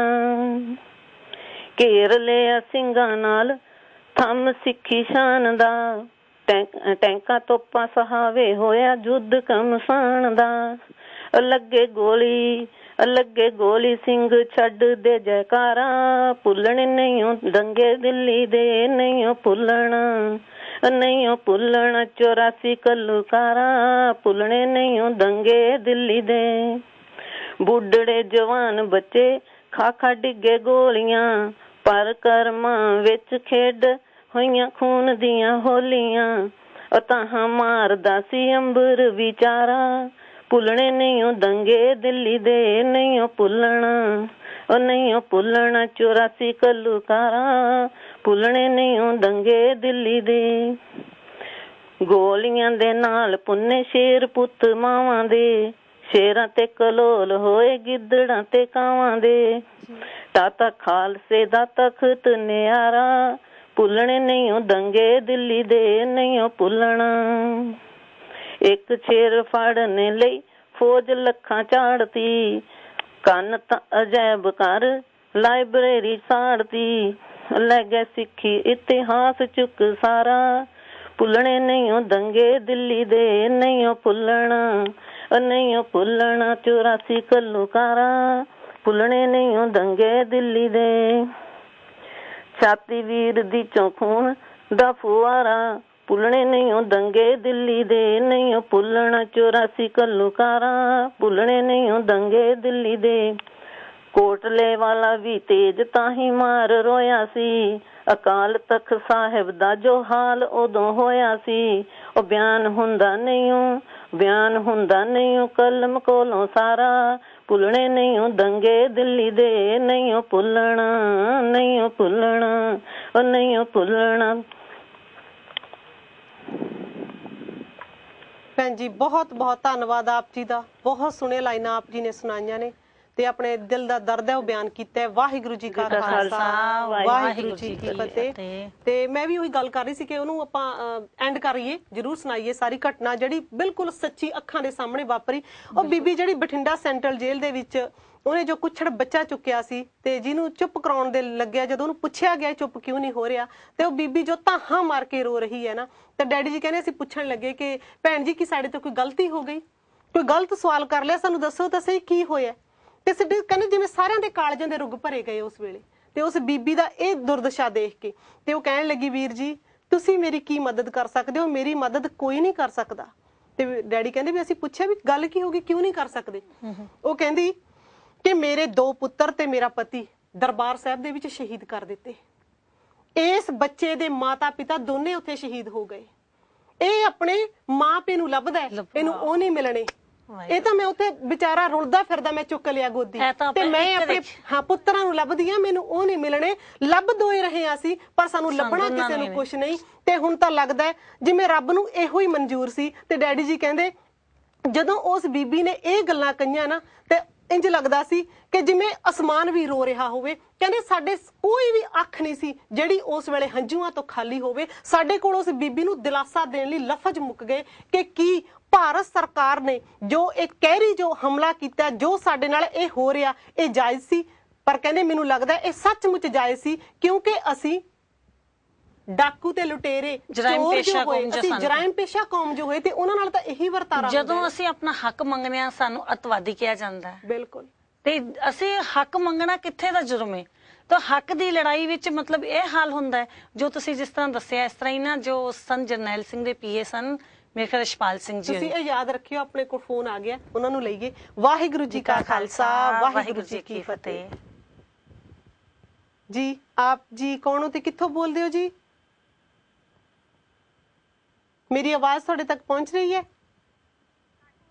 ਹਾਂਜੀ, ਕਾਲ ਕੱਟ ਹੋ ਗਈ ਹੈ ਤੇ ਤੁਸੀਂ ਆਪਣੀ ਗੱਲ ਕਰੋ। ਜਿਹੜੀ ਭਿੰਡਰਾਂ ਵਾਲੇ ਦੇ ਪੀਏ ਦੀ ਗੱਲ ਕਰ ਰਹੇ ਸੀ, ਪੀਏ ਰਿਸ਼ਪਾਲ ਸਿੰਘ ਜੀ, ਉਹਦੀ ਸਿੰਘਣੀ ਸੀ ਤੇ ਉਹਨਾਂ ਦੇ ਕੁੱਛੜ 1 ਸਾਲ ਦਾ ਬੱਚਾ ਸੀ ਤੇ ਪੁਲਿਸ ਨੇ ਉਹਦੇ ਹੱਥੋਂ ਬੱਚਾ ਖੋਹ ਕੇ ਉਹਨੂੰ ਗੋਲੀਆਂ ਨਾਲ ਉਡਾ ਦਿੱਤਾ। ਇਸ ਤਰ੍ਹਾਂ ਦੇ ਮਤਲਬ ਕਿ ਕਿੰਨੇ ਹੈਪਨਸ ਇਦਾਂ ਦੇ, ਕਿੰਨੇ ਹੈਪਨ ਸੀ ਇਸ ਤਰ੍ਹਾਂ ਦੇ, ਮਾਂ ਦੇ ਸਾਹਮਣੇ ਗੋਲੀਆਂ ਨਾਲ ਉਹਦਾ ਬੱਚਾ ਉਡਾ ਦਿੱਤਾ ਗਿਆ। ਮਤਲਬ ਆਪਣੀ ਸਰਕਾਰ ਹੈ ਨਾ, ਉਹ ਵੀ ਸਾਡੇ ਨਾਲ ਕਿਸ ਤਰ੍ਹਾਂ ਕਹਿ ਸਕਦੇ ਹਾਂ, ਅਸੀਂ ਆਪਣੇ ਕਿਸ ਤਰ੍ਹਾਂ ਕਹਿ ਸਕਦੇ ਹਾਂ। ਮਤਲਬ ਬਹੁਤ ਸਾਰੇ ਸਾਡੇ ਵੀਰ ਸਾਡੇ ਭੈਣਾਂ ਕਹਿੰਦੇ ਨੇ ਨਾ ਕਿ ਉਸ ਚੀਜ਼ ਨੂੰ ਭੁੱਲ ਜਾਓ, ਆਪਣੇ ਨੇ ਕੋਈ ਗੱਲ ਨਹੀਂ, ਪਰ ਕਿਦਾਂ ਭੁੱਲ ਜਾਈਏ। ਫਟਾਫਟ ਦਰਬਾਰ ਸਾਹਿਬ ਜਿਸ ਤੋਂ ਬਾਅਦ ਫਟਾਫਟ ਰਿਪੇਅਰ ਕਰਾਤਾ, ਸਾਰਾ ਕੁਝ ਠੀਕ ਕਰ ਦਿੱਤਾ, ਲੇਕਿਨ ਜੋ ਸਾਡੇ ਦਿਲਾਂ 'ਚ ਉਹ ਨਹੀਂ ਸੱਟਾਂ ਲੱਗੀਆਂ ਉਹ ਕਿਵੇਂ ਹਟਾ ਸਕਦੇ। ਅਸੀਂ ਤੁਹਾਨੂੰ ਦਿਖਾਣੇ ਆ ਕਿ ਹੁਣ ਜਿਹੜੇ ਭਾਈ ਮਹਿੰਗਾ ਸਿੰਘ ਜੀ ਬੱਬਰ, ਜਿਨ੍ਹਾਂ ਬਾਰੇ ਮੈਂ ਪਹਿਲਾਂ ਵੀ ਕਹਿ ਚੁੱਕੀ ਹਾਂ, ਜਿਹੜੇ ਪਹਿਲੇ ਸ਼ਹੀਦ ਹੋਏ ਸੀ ਜੋ ਜੂਨ 84 ਦਾ ਸਾਕਾ ਵਰਤਿਆ, ਉਹਦੇ ਵਿੱਚ ਬਾਬਾ ਅਟਲ ਸਾਹਿਬ ਗੁਰਦੁਆਰੇ ਵਿੱਚ ਸੀਗੇ ਤੇ ਉੱਥੇ ਉਹਨਾਂ ਨੇ ਸੀਨੇ ਵਿੱਚ ਗੋਲੀ ਖਾਧੀ ਹੈ। ਤੇ ਜਦੋਂ ਉਹਨਾਂ ਨੂੰ ਪੁੱਛਿਆ ਗਿਆ ਕਿ ਤੁਹਾਡਾ ਕੀ ਹਾਲ ਹੈ ਖਾਲਸਾ ਜੀ, ਤੁਸੀਂ ਕਿਵੇਂ ਮਹਿਸੂਸ ਕਰ ਰਹੇ ਹੋ, ਤਾਂ ਉਹਨਾਂ ਦਾ ਇਹੀ ਜਵਾਬ ਸੀ ਕਿ ਨਾਨਕ ਨਾਮ ਚੜ੍ਹਦੀ ਕਲਾ, ਤੇਰੇ ਭਾਣੇ ਸਰਬੱਤ ਦਾ ਭਲਾ, ਵਾਹਿਗੁਰੂ ਜੀ ਕਾ ਖਾਲਸਾ ਤੇ ਵਾਹਿਗੁਰੂ ਜੀ ਕੀ ਕਹਿ ਕੇ ਫਤਿਹ ਬੁਲਾ ਕੇ ਉਹ ਸ਼ਹਾਦਤ ਦਾ ਜਾਮ ਪੀ ਗਏ। ਸੋ ਇਹੋ ਜਿਹੇ ਗੁਰਸਿੱਖ ਜਿਨ੍ਹਾਂ ਨੇ ਸਿੱਖੀ ਦੀ ਤੜਪ ਨੂੰ ਆਪਣੇ ਅੰਦਰ ਰੱਖਿਆ ਤੇ ਉਹਨਾਂ ਦੀ ਕਿਸ ਤਰ੍ਹਾਂ ਸ਼ਹੀਦ ਕਰ ਦਿੱਤਾ ਕਿ ਜਦੋਂ ਕਿ ਉਹਨਾਂ ਨੇ ਕੋਈ ਬਗਾਵਤ ਨਹੀਂ ਕੀਤੀ, ਕੋਈ ਕੁਛ ਨਹੀਂ ਕੀਤਾ, ਕੋਈ ਮਾੜਾ ਕੰਮ ਨਹੀਂ ਕੀਤਾ, ਪਰ ਸਿੱਖੀ ਸ਼ਕਲ ਹੋਣ ਦੇ ਕਾਰਨ, ਸਿੱਖੀ ਅਸੂਲਾਂ 'ਚ ਪਰਪੱਕਤਾ ਹੋਣ ਦੇ ਕਾਰਨ, ਉਹਨਾਂ ਦਾ ਬਾਹਰਲੇ ਜੋ ਭੇਖ ਹੈ, ਜੋ ਰੂਪ ਹੈ, ਉਹ ਸਿੱਖੀ ਵਾਲਾ ਹੋਣ ਕਰਕੇ ਉਹਨਾਂ ਨੂੰ ਵੀ ਗੋਲੀਆਂ ਦੇ ਨਾਲ ਛਲਣੀ ਕੀਤਾ ਗਿਆ। ਭਾਈ ਮਹਿੰਗਾ ਸਿੰਘ ਜੋ ਬੜੇ ਨਾਮ ਬਾਣੀ ਦੇ ਰਸੀਏ ਸੀ, ਰਹਿਤਵਾਨ ਸਿੱਖ ਸੀ, ਜਿਨ੍ਹਾਂ ਨੂੰ ਕਿ ਇਸ 84 ਦੀ ਜਿਹੜੀ ਜੂਨ 84 ਦੇ ਵਿੱਚ ਜੋ ਕਹਿਰੀ ਹੱਲਾ ਸਾਡੇ ਤੇ ਕੀਤਾ ਗਿਆ, ਉਹਦੇ 'ਚ ਉਹ ਪਹਿਲੇ ਸ਼ਹੀਦ ਹੋਏ ਨੇ। ਸਾਡੇ ਕੋਲ ਨੈਕਸਟ ਕਾਲਰ ਆ ਗਏ ਨੇ। ਵਾਹਿਗੁਰੂ ਜੀ ਕਾ ਖਾਲਸਾ ਵਾਹਿਗੁਰੂ ਜੀ ਕੀ ਫਤਿਹ। ਮੈਂ ਬਿੰਦਰ ਸਾਬਤਲ ਤੋਂ ਬੋਲਦੀ ਹਾਂ ਜੀ। ਭੈਣ ਜੀ ਕੀ ਕਹਿਣਾ ਚਾਹੋਗੇ ਆਪ ਜੀ? ਮੈਂ ਅੱਜ 1984 ਦੀ ਗੱਲ ਹੋ ਰਹੀ ਸੀ, ਮੈਨੂੰ ਬੜਾ ਹੀ ਦੁੱਖ ਹੋਇਆ ਕਿਉਂਕਿ ਮੈਂ ਉਦੋਂ ਥੋੜੀ ਜਿਹੀ ਛੋਟੀ ਹੁੰਦੀ ਸੀ, 10 ਸਾਲ ਦੀ ਸੀਗੀ ਜੀ ਭੈਣ ਜੀ। ਤੇ ਅਸੀਂ ਬਾਹਰ ਰਹਿੰਦੇ ਸੀ ਤੇ ਪੁਲਿਸ, ਮੈਂ ਖੇਡਦੀ ਸੀਗੀ ਘਰ ਦੇ ਅੱਗੇ ਜੀ, ਤੇ ਪੁਲਿਸ ਵਾਲੇ ਨੇ ਮੈਨੂੰ ਕਿਹਾ ਕਿ ਤੁਸੀਂ ਦਰਵਾਜ਼ੇ ਬੰਦ ਕਰ ਲਓ ਆਪਣੇ। ਤੇ ਅਸੀਂ ਦਰਵਾਜ਼ੇ, ਰਾਤ ਦਾ ਵੇਲਾ, ਤੇ ਮੇਰੇ ਬ੍ਰਦਰ ਉੱਪਰ ਸੀ ਤੇ ਅਸੀਂ ਥੱਲੇ, ਜਿਹੜੇ ਉੱਪਰ ਸੀ ਥੱਲੇ ਸੀ। ਇੰਨੇ ਜੰਗ ਬੱਚੇ, ਸੂਆ ਹੁੰਦਾ ਸੀ ਉਹਦੇ ਤੇ, ਆਪੇ ਹੀ ਸ਼ੂਟ ਕਰਦੇ ਸੀ ਦੋਨੋਂ ਪਾਸੇ ਪੁਲਿਸ ਤੇ ਵਿਚਾਲੇ ਮੁੰਡੇ, ਮਤਲਬ ਕਿ 21 ਸਾਲ ਦੇ, 20 ਸਾਲ ਦੇ, 18 ਮਤਲਬ ਪੁਲਿਸ ਮੁਕਾਬਲਾ ਬਣਾਇਆ ਜਾ ਰਿਹਾ ਹੈ, ਪੂਰਾ ਮੁਕਾਬਲਾ ਬਣਾਇਆ ਗਿਆ। ਉਹਦਾ ਦਾ ਡਰ, ਜਿਹੜੀਆਂ ਗੋਲੀਆਂ ਦੀ ਆਵਾਜ਼ ਸਟਿਲ ਮੇਰੇ ਹਜੇ ਵੀ ਕੰਨਾਂ 'ਚ ਗੂੰਜਦੀ ਆ। ਮਤਲਬ ਕਿ ਉਦਾਂ ਹੀ ਕਿੱਦਾਂ ਭੁੱਲ ਸਕਦੇ ਆ ਅਸੀਂ? ਮੈਨੂੰ ਹਜੇ ਵੀ ਦੁੱਖ ਹੁੰਦਾ, ਹਜੇ ਵੀ ਰੋਣ ਆ ਜਾਂਦਾ ਦੇਖ ਕੇ ਏਦਾਂ ਦੀਆਂ ਗੱਲਾਂ ਤੇ, ਵੀ ਇਹ ਕੀ ਹੋਇਆ ਸੀ ਉਦੋਂ। ਮੇਰੇ ਨਾਲ ਇੰਨੀ ਛੋਟੀ ਸੀ, ਹੁਣ ਵੀ ਕੋਈ ਖੜਕਾ ਹੁੰਦਾ ਮੈਨੂੰ ਲੱਗਦਾ ਗੋਲੀ ਦੀ ਆਵਾਜ਼ ਆਉਂਦੀ ਆ। ਹਾਏ ਹਾਏ। ਮਤਲਬ ਇੰਨਾ ਮਾਹੌਲ ਖਰਾਬ ਸੀ ਉਸ ਟਾਈਮ, ਤੇ ਮੈਂ ਸਾਰੀ ਰਾਤ ਆਪਣੀ ਮੰਮੀ ਦੀ ਮਤਲਬ ਬੁੱਕਲ 'ਚ ਬੈਠੀ ਰਹੀ, ਨਾ ਸੌਂਦੀ ਸੀ। ਤੁਹਾਨੂੰ ਭੈਣ ਜੀ ਕੀ ਲੱਗਦਾ ਗਲਤੀ ਕਿੱਥੇ ਸੀ? ਸਾਡੇ ਤੋਂ ਗਲਤੀ ਹੋਈ? ਨਹੀਂ, ਗਲਤੀ ਆਪਣੇ ਤੋਂ ਸਭ ਤੋਂ ਵੱਡੀ ਗਲਤੀ ਤਾਂ ਗਵਰਨਮੈਂਟ ਦੀ ਹੈ, ਜਿਹੜੀ ਕਿ ਸੋਚ ਨਹੀਂ ਰਹੀ ਸਾਰਿਆਂ ਬਾਰੇ। ਮਤਲਬ ਜਿਹੜੀ ਕੇਂਦਰ ਸਰਕਾਰ ਹੈ ਜਾਂ ਹਾਕਮ ਨੇ ਜਾਂ ਰਾਜ ਹੈ, ਉਹ ਸਾਰਿਆਂ ਦਾ ਇੱਕ ਬਾਪ ਜਾਂ ਮਾਂ ਦੀ ਤਰ੍ਹਾਂ ਹੁੰਦਾ, ਉਹਦੇ ਲਈ ਸਾਰੇ ਬੱਚੇ ਬਰਾਬਰ ਹੋਣੇ ਚਾਹੀਦੇ ਨੇ, ਪਰ ਉਹਨਾਂ ਨੇ ਸਾਨੂੰ ਬਰਾਬਰ ਰੱਖਿਆ ਨਹੀਂ। ਸਿੱਖਾਂ ਦੇ ਨਾਲ ਹੀ ਧੱਕਾ ਹੋ ਰਿਹਾ, ਇਹ ਕਿਉਂ ਹੋ ਰਿਹਾ? ਇਹੀ ਤਾਂ ਆਪਾਂ ਸੋਲੂਸ਼ਨ ਕੱਢਣਾ ਪੈਂਡ ਤੇ। ਕੀ ਗੱਲ ਕੀ ਹੈ ਇਹ? ਕਿ ਗੁਰੂ ਨਾਨਕ ਸਾਹਿਬ ਦਾ ਫਲਸਫਾ ਉਹਨਾਂ ਨੂੰ ਚੰਗਾ ਨਹੀਂ ਲੱਗਦਾ? ਉਹੀ ਤਾਂ ਹੈ। ਜਾਂ ਖੰਡੇ ਬਾਟੇ ਦੀ ਪਾਹੁਲ ਦੇ ਨਾਲ ਕੋਈ ਨਫ਼ਰਤ ਹੈ? ਜਾਂ ਸਾਡੀ ਰਹਿਤ ਬਹਿਤ, ਸਾਡਾ ਇੱਕ ਵਾਹਿਗੁਰੂ ਨੂੰ ਮੰਨਣਾ, ਇਹੀ ਚੀਜ਼ ਨਹੀਂ ਪਸੰਦ? ਜਾਂ ਸਾਡਾ ਅਣਖ ਨਾਲ ਜਿਉਣਾ ਪਸੰਦ ਨਹੀਂ? ਅਸੀਂ ਸਿਰ ਉਠਾ ਕੇ ਜਿਉਣਾ ਲੋਚਦੇ ਹਾਂ, ਅਸੀਂ ਦੂਜਿਆਂ ਦਾ ਭਲਾ ਕਰਨਾ ਲੋਚਦੇ ਹਾਂ। ਜਦੋਂ ਵੀ 1984 ਦੀ ਗੱਲ ਮੇਰੇ ਅੱਖਾਂ ਤੋਂ ਇੰਜੂ ਡਿੱਗਣ ਲੱਗ ਜਾਂਦੇ ਉਸ ਸੀਨ ਦੇਖ ਕੇ। ਘਰ ਮਤਲਬ ਜਿਹੜਾ ਮਾਹੌਲ ਸਾਹਮਣੇ ਹੋਇਆ ਸੀ, ਰਾਤ ਨੂੰ ਗੋਲੀਆਂ ਸਾਡੇ ਘਰ ਦੇ ਵਿੱਚ ਵੀ ਵੱਜਦੀਆਂ ਸੀ, ਅੱਗੇ ਪਿੱਛੇ ਵੀ ਜਾ ਰਹੀਆਂ ਸੀ। ਸਾਰੀ ਰਾਤ ਅਸੀਂ ਡੋਰ ਨਹੀਂ ਖੋਲਿਆ, ਉੱਪਰ ਵਾਲੇ ਉੱਪਰ ਬੈਠੇ ਰਹੇ, ਥੱਲੇ ਵਾਲੇ ਥੱਲੇ ਬੈਠੇ ਰਹੇ, ਏਦਾਂ ਹੀ ਰਾਤ ਗੁਜ਼ਾਰਦੇ। ਕਿੰਨੇ ਸੀਨ ਅਸੀਂ ਦੇਖੇ। ਫਿਰ ਪੁਲਿਸ ਆ ਜਾਂਦੀ ਥੋੜੀ ਦੇਰ ਬਾਅਦ। ਇੱਥੇ ਖਾੜਕੂ ਆਏ ਆ। ਖਾੜਕੂ ਕਿੱਥੋਂ ਆਉਣੇ ਸੀ? ਕਿਉਂਕਿ ਉਹ ਤਾਂ ਆਪ ਹੀ ਮੁਕਾਬਲੇ ਬਣਾਉਂਦੇ ਸੀ। ਬਿਲਕੁਲ, ਸਾਡੇ ਆਪਣੇ ਘਰਾਂ ਦੇ ਮੁੰਡੇ, ਸਾਡੇ ਆਪਣੇ ਭਰਾ, ਸਾਡੇ ਆਪਣੇ ਚਾਚੇ ਤਾਏ, ਉਹਨਾਂ ਨੂੰ ਕਿੱਦਾਂ ਅਸੀਂ ਮਰਦੇ ਦੇਖਿਆ ਅੱਖਾਂ ਦੇ ਸਾਹਮਣੇ। Really very very sorry for this. So 2 lakh ਮੁੰਡਾ ਸਾਡਾ ਉਹਨਾਂ ਸਾਲਾਂ ਦੇ ਵਿੱਚ ਖਪਾਇਆ ਗਿਆ, ਜਿਨ੍ਹਾਂ ਦਾ ਕੋਈ ਨਾਂ ਨਿਸ਼ਾਨ ਨਹੀਂ, ਜਿਹਨਾਂ ਨੂੰ ਬਿਲਕੁਲ ਲਾਵਾਰਸ ਕਹਿ ਕੇ ਉਹਨਾਂ ਨੂੰ ਫੂਕ ਦਿੱਤਾ ਗਿਆ, ਜਿਨ੍ਹਾਂ ਦੇ ਮਾਪੇ, ਜਿਨ੍ਹਾਂ ਦੇ ਭੈਣ ਭਰਾ ਅੱਜ ਤੱਕ ਉਹਨਾਂ ਨੂੰ ਲੱਭਦੇ ਫਿਰ ਰਹੇ ਨੇ, ਪਰ ਉਹਨਾਂ ਨੂੰ ਲਾਵਾਰਸ ਕਹਿ ਕੇ ਖਤਮ ਕਰ ਦਿੱਤਾ ਗਿਆ। ਇਹ ਤਰਾਸਦੀ ਹੈ ਸਾਡੀ ਕੌਮ ਦੀ। ਡੋਰ ਖੜਕਦਾ ਹਜੇ ਵੀ ਇਹੀ ਆਵਾਜ਼ ਮੇਰੇ ਦਿਲ ਦਾ, ਉਹਦਾ ਇੰਨਾ ਦਿਲ ਵੀਕ ਹੋਇਆ ਕਿ ਗੋਲੀ ਦੀ ਆਵਾਜ਼ ਆਉਂਦੀ ਆ। ਬਿਲਕੁਲ, ਮਤਲਬ ਇੰਨਾ ਮਨ ਤੇ ਅਸਰ ਹੋਇਆ ਇਸ ਚੀਜ਼ ਦਾ। ਤੇ ਜਿਨ੍ਹਾਂ ਨੇ ਆਪਣੇ ਪਿੰਡੇ ਤੇ ਹੰਡਾਇਆ ਉਹ ਕਿੱਦਾਂ ਭੁੱਲ ਜਾਣ? ਜਿਨ੍ਹਾਂ ਨੂੰ ਹਲੇ ਤੱਕ ਇਨਸਾਫ ਨਹੀਂ ਮਿਲਿਆ ਉਹ ਕਿੱਦਾਂ ਭੁੱਲ ਜਾਣ? ਮੈਂ ਬੜੇ ਦਿਲ 'ਚ ਰੱਖਦੀ ਐ ਏਦਾਂ ਦੀ ਗੱਲ। ਅੱਜ ਮੈਂ ਕਿਹਾ ਸਾਂਝੀ ਕਰਨ ਦਾ ਮੈਨੂੰ ਮੌਕਾ ਮਿਲਿਆ, ਮੈਨੂੰ ਆਪਣੀ ਗੱਲ ਦੱਸਣੀ ਚਾਹੀਦੀ ਆ। ਬਿਲਕੁਲ ਭੈਣ ਜੀ, ਧੰਨਵਾਦ ਬਹੁਤ ਬਹੁਤ ਆਪ ਜੀ ਦਾ। ਵਾਹਿਗੁਰੂ ਜੀ ਕਾ ਖਾਲਸਾ, ਵਾਹਿਗੁਰੂ ਜੀ ਕੀ ਫਤਿਹ। ਤੁਸੀਂ ਕੀ ਕਹਿਣਾ ਚਾਹੋਗੇ ਕਿ ਜਿਹੜੇ ਇਹਨਾਂ ਦੇ ਖਿਆਲ ਨੇ? ਮੇਰਾ ਖਿਆਲ ਹੈ ਪਤਾ ਨਹੀਂ ਕਿੰਨੇ ਕੁ ਹੋਰ ਸਾਡੇ ਭੈਣ ਭਰਾ ਜਿਹੜੇ ਇਸ ਤਰ੍ਹਾਂ ਸੋਚ ਰਹੇ ਨੇ। ਬਿਲਕੁਲ, ਉਸ ਟਾਈਮ ਦਾ ਮਾਹੌਲ ਜੋ ਅੰਮ੍ਰਿਤਸਰ ਦਾ ਸਾਰਾ ਜੋ ਹੈਗਾ ਸੀ, ਉਹਨਾਂ ਨੇ ਪੂਰੇ ਅੰਮ੍ਰਿਤਸਰ ਦੇ ਵਿੱਚ ਕਰਫਿਊ ਲਾਇਆ ਸੀ, ਸਾਰਾ ਕੁਝ ਦੇਖ ਰਹੇ ਸੀ। ਪਰ ਘਰਾਂ ਦੇ ਵਿੱਚ ਉਹੀਓ ਗੱਲ ਇਹੀ ਮੇਰੇ ਵੀ ਸੁਣਨੀ ਚਾਹੀਏ ਕਿ ਡੋਰ ਟੂ ਡੋਰ ਜਾ ਕੇ ਕਹਿੰਦੇ ਸੀ ਤੁਹਾਡੇ ਘਰ ਬਈ ਸਿੰਗਰਾਂ ਨਹੀਂ ਛੁਪੇ ਹੋਏ, ਪਰ ਲੇਕਿਨ ਉਹਨਾਂ ਨੇ ਕਹਿਣਾ ਨਹੀਂ, ਪਰ ਉਹੀ ਘਰਾਂ ਦੇ ਜਿਹੜੇ ਜਵਾਨ ਲੜਕੇ ਨੇ ਆ ਬਈ ਬਜ਼ੁਰਗ ਨੇ, ਉਹਨਾਂ ਨੂੰ ਕੱਢ ਕੇ ਗੋਲੀ, ਉਹਨਾਂ ਨੂੰ ਬਣ ਕੇ ਲੈ, ਉਹਨਾਂ ਨੂੰ ਗੋਲੀ ਨਾਲ ਉਡਾ ਦੇਣਾ। ਨਹੀਂ, ਝੂਠ ਬੋਲਦੇ ਹੋ, ਇਹ ਅੰਦਰ ਛੁਪਾ ਕੇ ਰੱਖੇ। ਹੁਣ ਘਰ ਦੇ ਜੀਆਂ ਨੂੰ ਹੀ ਉਹਨਾਂ ਨੇ ਕੱਢ ਕੇ ਕਹਿਣਾ ਕਿ ਨਹੀਂ ਇਹ ਤੁਸੀਂ ਛੁਪਾ ਕੇ ਰੱਖੇ, ਕਿਸੇ ਅੱਗੇ ਸਾਡਾ ਕੋਈ ਜ਼ੋਰ ਨਹੀਂ। ਬਿਲਕੁਲ, ਉਹਨਾਂ ਨੇ ਕਿਸੇ ਵੀ ਪੁਲਿਸ ਸਟੇਸ਼ਨ ਤੇ ਅਸੀਂ ਜਾ ਕੇ ਆਪਣੀ ਲਿਖਾ ਨਹੀਂ ਸਕਦੇ ਕਿ FRI ਨਹੀਂ ਦਰਜ ਕਰਾ ਸਕਦੇ, ਕਿਉਂਕਿ ਉਹੀ ਤਾਂ ਸਾਡੇ ਘਰਾਂ ਵਿੱਚ ਆ ਰਹੇ ਨੇ। ਦੇਖੋ, ਜਿਹੜੀ ਵੀ ਗਵਰਨਮੈਂਟ, ਜਿਹੜੀ ਹਕੂਮਤ ਆਈ ਹੈ, ਜੋ ਵੀ ਕੁਝ ਕਰ ਰਹੇ ਨੇ ਕਿ ਸਿੱਖਾਂ ਨੂੰ ਖਤਮ ਕੀਤਾ ਜਾਏ। ਸਿੱਖ ਤਾਂ ਉਦੋਂ ਖਤਮ ਨਹੀਂ ਹੋਏ ਜੋ ਜੰਗਲਾਂ 'ਚ ਰਹਿੰਦੇ ਸੀ। ਸਿੱਖ ਉਦੋਂ ਖਤਮ ਨਹੀਂ ਹੋਏ ਜਦੋਂ ਛੋਲੇ ਖਾ ਕੇ ਗੁਜ਼ਾਰਾ ਕਰਦੇ ਸੀ, ਰੋਟੀ ਨਹੀਂ ਨਸੀਬ ਹੁੰਦੀ ਸੀ। ਸਿੱਖ ਉਦੋਂ ਖਤਮ ਨਹੀਂ ਹੋਏ ਜਦੋਂ ਉਹਨਾਂ ਨੇ ਕਿਹਾ ਸੀ ਸਿੱਖਾਂ ਦੇ ਸਿਰਾਂ ਦੇ ਮੁੱਲ ਪੈ ਗਏ ਸਨ, ਪਰ ਹੁਣ ਵੀ ਮੁੱਲ ਹੀ ਹੁਣ ਵੀ ਤੇ ਸਿੱਖ ਜਿਹੜੀ ਪ੍ਰਗਟਿਓ ਖਾਲਸਾ ਪਰਮਾਤਮ ਕੀ ਮੋਜ, ਜਿਹੜੀ ਪਰਮਾਤਮਾ ਦੀ ਮੋਜ ਦੇ ਨਾਲ ਪ੍ਰਗਟ ਹੋਇਆ ਨਾ, ਉਹ ਕਦੀ ਵੀ ਨਹੀਂ ਖਤਮ ਹੋ ਸਕਦਾ, ਜਿੰਨਾ ਮਰਜ਼ੀ ਜ਼ੋਰ ਲਾ ਲੈਣ। ਇਸ ਚੀਜ਼ ਨੂੰ, ਇਸ ਚੜ੍ਹਦੀ ਕਲਾ ਨੂੰ ਅਸੀਂ ਆਪਣੇ ਹਿਰਦੇ 'ਚ ਵਸਾ ਕੇ ਬਿਲਕੁਲ ਬਿਲਕੁਲ। ਸੋ ਸਾਡੇ ਕੋਲ ਨੈਕਸਟ ਕਾਲਰ ਆ ਗਏ ਨੇ। ਵਾਹਿਗੁਰੂ ਜੀ ਕਾ ਖਾਲਸਾ, ਵਾਹਿਗੁਰੂ ਜੀ ਕੀ ਫਤਿਹ। ਆਪ ਜੀ ਮੇਰੀ ਆਵਾਜ਼ ਸੁਣ ਰਹੇ ਹੋ ਜੀ? ਹੈਲੋ, ਮੇਰਾ ਖਿਆਲ ਹੈ ਕਾਲ ਡ੍ਰੌਪ ਹੋ ਗਈ ਹੈ ਭੈਣ ਜੀ। ਤੇ ਮੈਂ ਇੱਕ ਹੋਰ ਗੱਲ ਕਹਿਣੀ ਚਾਹਾਂ ਇੱਥੇ ਆਪ ਜੀ ਨੂੰ ਵੀ, ਤੇ ਸਾਡੇ ਜਿਹੜੇ ਬਹੁਤ ਸਾਰੇ ਜਿਹੜੇ ਦਰਸ਼ਕ ਨੇ ਇਸ ਪ੍ਰੋਗਰਾਮ ਨੂੰ ਦੇਖ ਰਹੇ ਨੇ, ਪਸੰਦ ਵੀ ਕਰਦੇ ਹੋ, ਤੁਹਾਡਾ ਬਹੁਤ ਬਹੁਤ ਧੰਨਵਾਦ।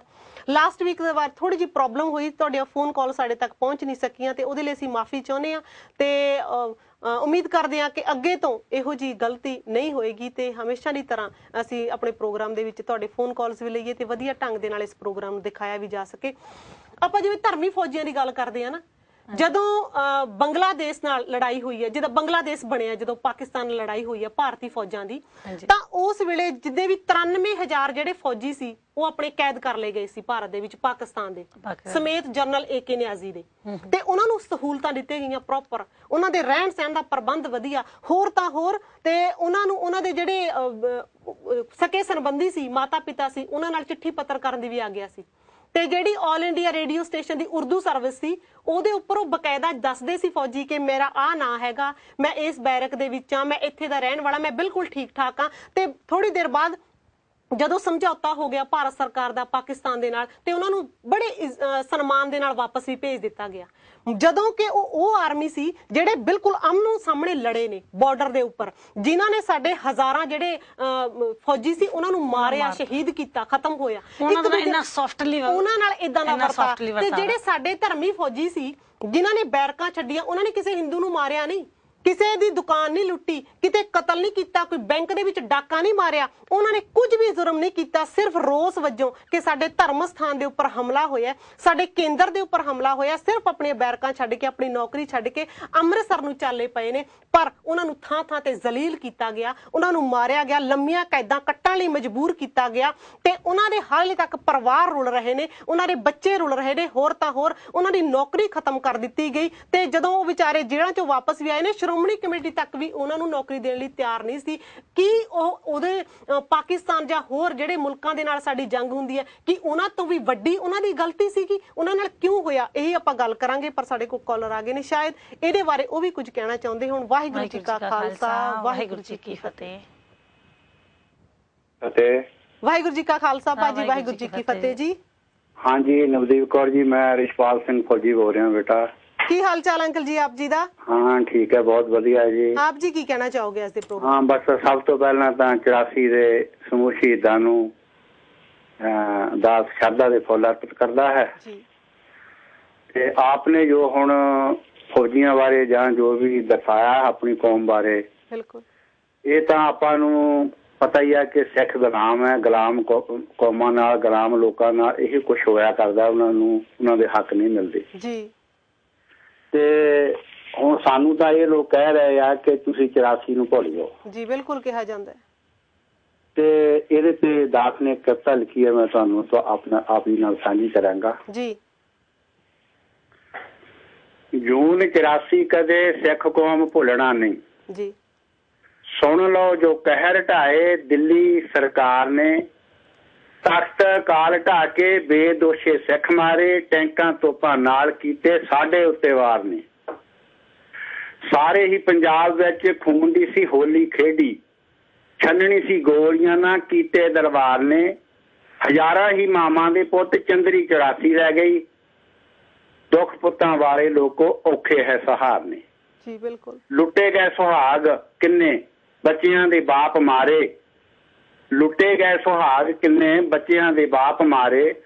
ਭੁੱਲਣਗੇ ਕਿਵੇਂ ਅੱਜ ਤੱਕ ਜੋ ਖੁਆਰ ਨੇ, ਕਿੰਨੇ ਭੈਣਾਂ ਦੇ ਨੇ ਵੀਰ ਖਾ ਗਈ ਚੰਦਰੀ 84, ਜੇਲੀ ਰੁਲਦੇ ਨਾ ਛੱਡੇ ਦਿੱਲੀ ਸਰਕਾਰ ਨੇ। ਕਿੰਨੇ ਭੈਣਾਂ ਦੇ ਨੇ ਵੀਰ ਖਾ ਗਈ ਚੰਦਰੀ 84, ਜੇਲੀ ਰੁਲਦੇ ਨਾ ਛੱਡੇ ਦਿੱਲੀ ਸਰਕਾਰ ਨੇ। ਕਿੱਥੋਂ ਦਾ ਕਾਨੂੰਨ ਦੱਸੇ ਦਿੱਲੀ ਸਰਕਾਰ ਸਾਨੂੰ, ਗੋਦੀਆਂ ਚੋਂ ਖੋਹ ਕੇ ਬੱਚੇ ਕੰਧਾਂ ਵਿੱਚ ਮਾਰਨੇ। ਬਿਲਕੁਲ। ਕਿੱਥੋਂ ਦਾ ਕਾਨੂੰਨ ਦੱਸੇ ਦਿੱਲੀ ਸਰਕਾਰ ਸਾਨੂੰ, ਗੋਦੀਆਂ ਚੋਂ ਖੋਹ ਕੇ ਬੱਚੇ ਕੰਧਾਂ ਵਿੱਚ ਮਾਰਨੇ। ਸਿੰਘਾਂ ਨੇ 84 ਇਹ ਨਹੀਂ ਤੇਰੇ ਵਾਰਸਾਂ ਦੇ ਵਾਂਗ, ਆਏ ਸਾਲ ਰਾਵਣ ਦੇ ਬੁੱਤ ਨਹੀਂ ਉਸਾੜਨੇ। ਸਿੰਘਾਂ ਨੇ 84 ਇਹ ਨਹੀਂ ਤੇਰੇ ਵਾਰਸਾਂ ਦੇ ਵਾਂਗ, ਆਏ ਸਾਲ ਰਾਵਣ ਦੇ ਬੁੱਤ ਨਹੀਂ ਉਸਾੜਨੇ। ਆਪਣੇ ਹੀ ਪੈਰਾਂ ਤੇ ਕੁਹਾੜੀ ਆਪ ਮਾਰ ਲਈ, ਆਪਣੇ ਲਈ ਕੰਡੇ ਬੀਜੇ ਦਿੱਲੀ ਦਰਬਾਰ ਨੇ। ਜੀ ਜੀ ਜੀ। ਆਪਣੇ ਲਈ ਕੰਡੇ ਬੀਜੇ ਦਿੱਲੀ ਦਰਬਾਰ ਨੇ। ਸੰਗਤ ਮਹਿਤਾਬ ਸਿੰਘ ਸੱਚ ਹੀ ਇਹ ਗਾਉਂਦੇ ਨੇ, ਮਾੜੇ ਨੀਤੀਵਾਨ ਆਗੂ ਮੁਲਕਾਂ ਤੇ ਭਾਰ ਨੇ। ਫੌਜੀ ਕਿਵੇਂ ਭੁੱਲ ਜਾਊ 84 10 ਦਿੱਲੀਏ ਨਹੀਂ, ਸੁੱਤਾ ਤੇ ਮਹਿਤਾਬ ਸਿੰਘ ਵਾਂਗ ਨਹੀਂ ਹੁੰਦੇ ਤਾਰਨੇ। ਵਾਹਿਗੁਰੂ ਜੀ ਕਾ ਖਾਲਸਾ, ਵਾਹਿਗੁਰੂ ਜੀ ਕੀ ਫਤਿਹ। ਭੈਣ ਜੀ ਮੈਂ ਤੁਹਾਡੇ ਵੱਲ ਆਵਾਂ ਕਿ ਸੱਚਮੁੱਚ ਜੀ ਦਾ ਜਿਹੜੇ ਧਾਰਮਿਕ ਫੌਜੀ ਜਿਨ੍ਹਾਂ ਨੇ ਬੈਰਕਾਂ ਛੱਡੀਆਂ, ਉਹਨਾਂ ਦੀ ਗਲਤੀ ਸੀ?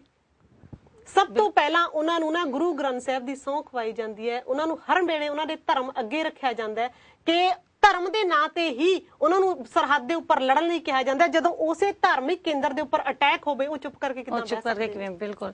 ਦੇਖੋ ਇਹਦੇ ਵਿੱਚ ਹੁਣ ਅਸੀਂ ਕਹਿੰਦੇ ਆ ਨਾ, ਅਗਰ ਆਪਣਾ ਇਹ ਹਾਲ ਹੋ ਰਿਹਾ ਹੈ ਕਿਉਂਕਿ ਆਪਣੇ ਵਿੱਚ ਗੱਦਾਰ ਹੈ। ਬਿਲਕੁਲ। ਅਗਰ ਆਪਾਂ ਦੇਖੀਏ ਨਾ ਉਸ ਟਾਈਮ ਵੀ 84 ਦੀ ਗੱਲ ਕਰਦੇ ਹਾਂ ਦਰਬਾਰ ਸਾਹਿਬ ਦੀ, ਤੇ ਸੰਤ ਲੌਂਗੋਵਾਲ ਨੇ ਕਿਹਾ ਸੀ, ਜਿਨ੍ਹਾਂ ਦੇ ਨਾਂ ਨਾਲ ਸੰਤ ਲੱਗਦਾ ਸੀ, ਉਹਨਾਂ ਨੇ ਕਿਹਾ ਸੀ ਕਿ ਅਗਰ ਮਿਲਟਰੀ ਅੰਦਰ ਆਏਗੀ, ਟੈਂਕ ਅੰਦਰ ਆਣਗੇ ਤਾਂ ਸਾਡੀ ਲਾਸ਼ਾਂ ਤੋਂ ਲੰਘ ਕੇ ਜਾਣਗੇ। ਹੋਇਆ ਕੀ?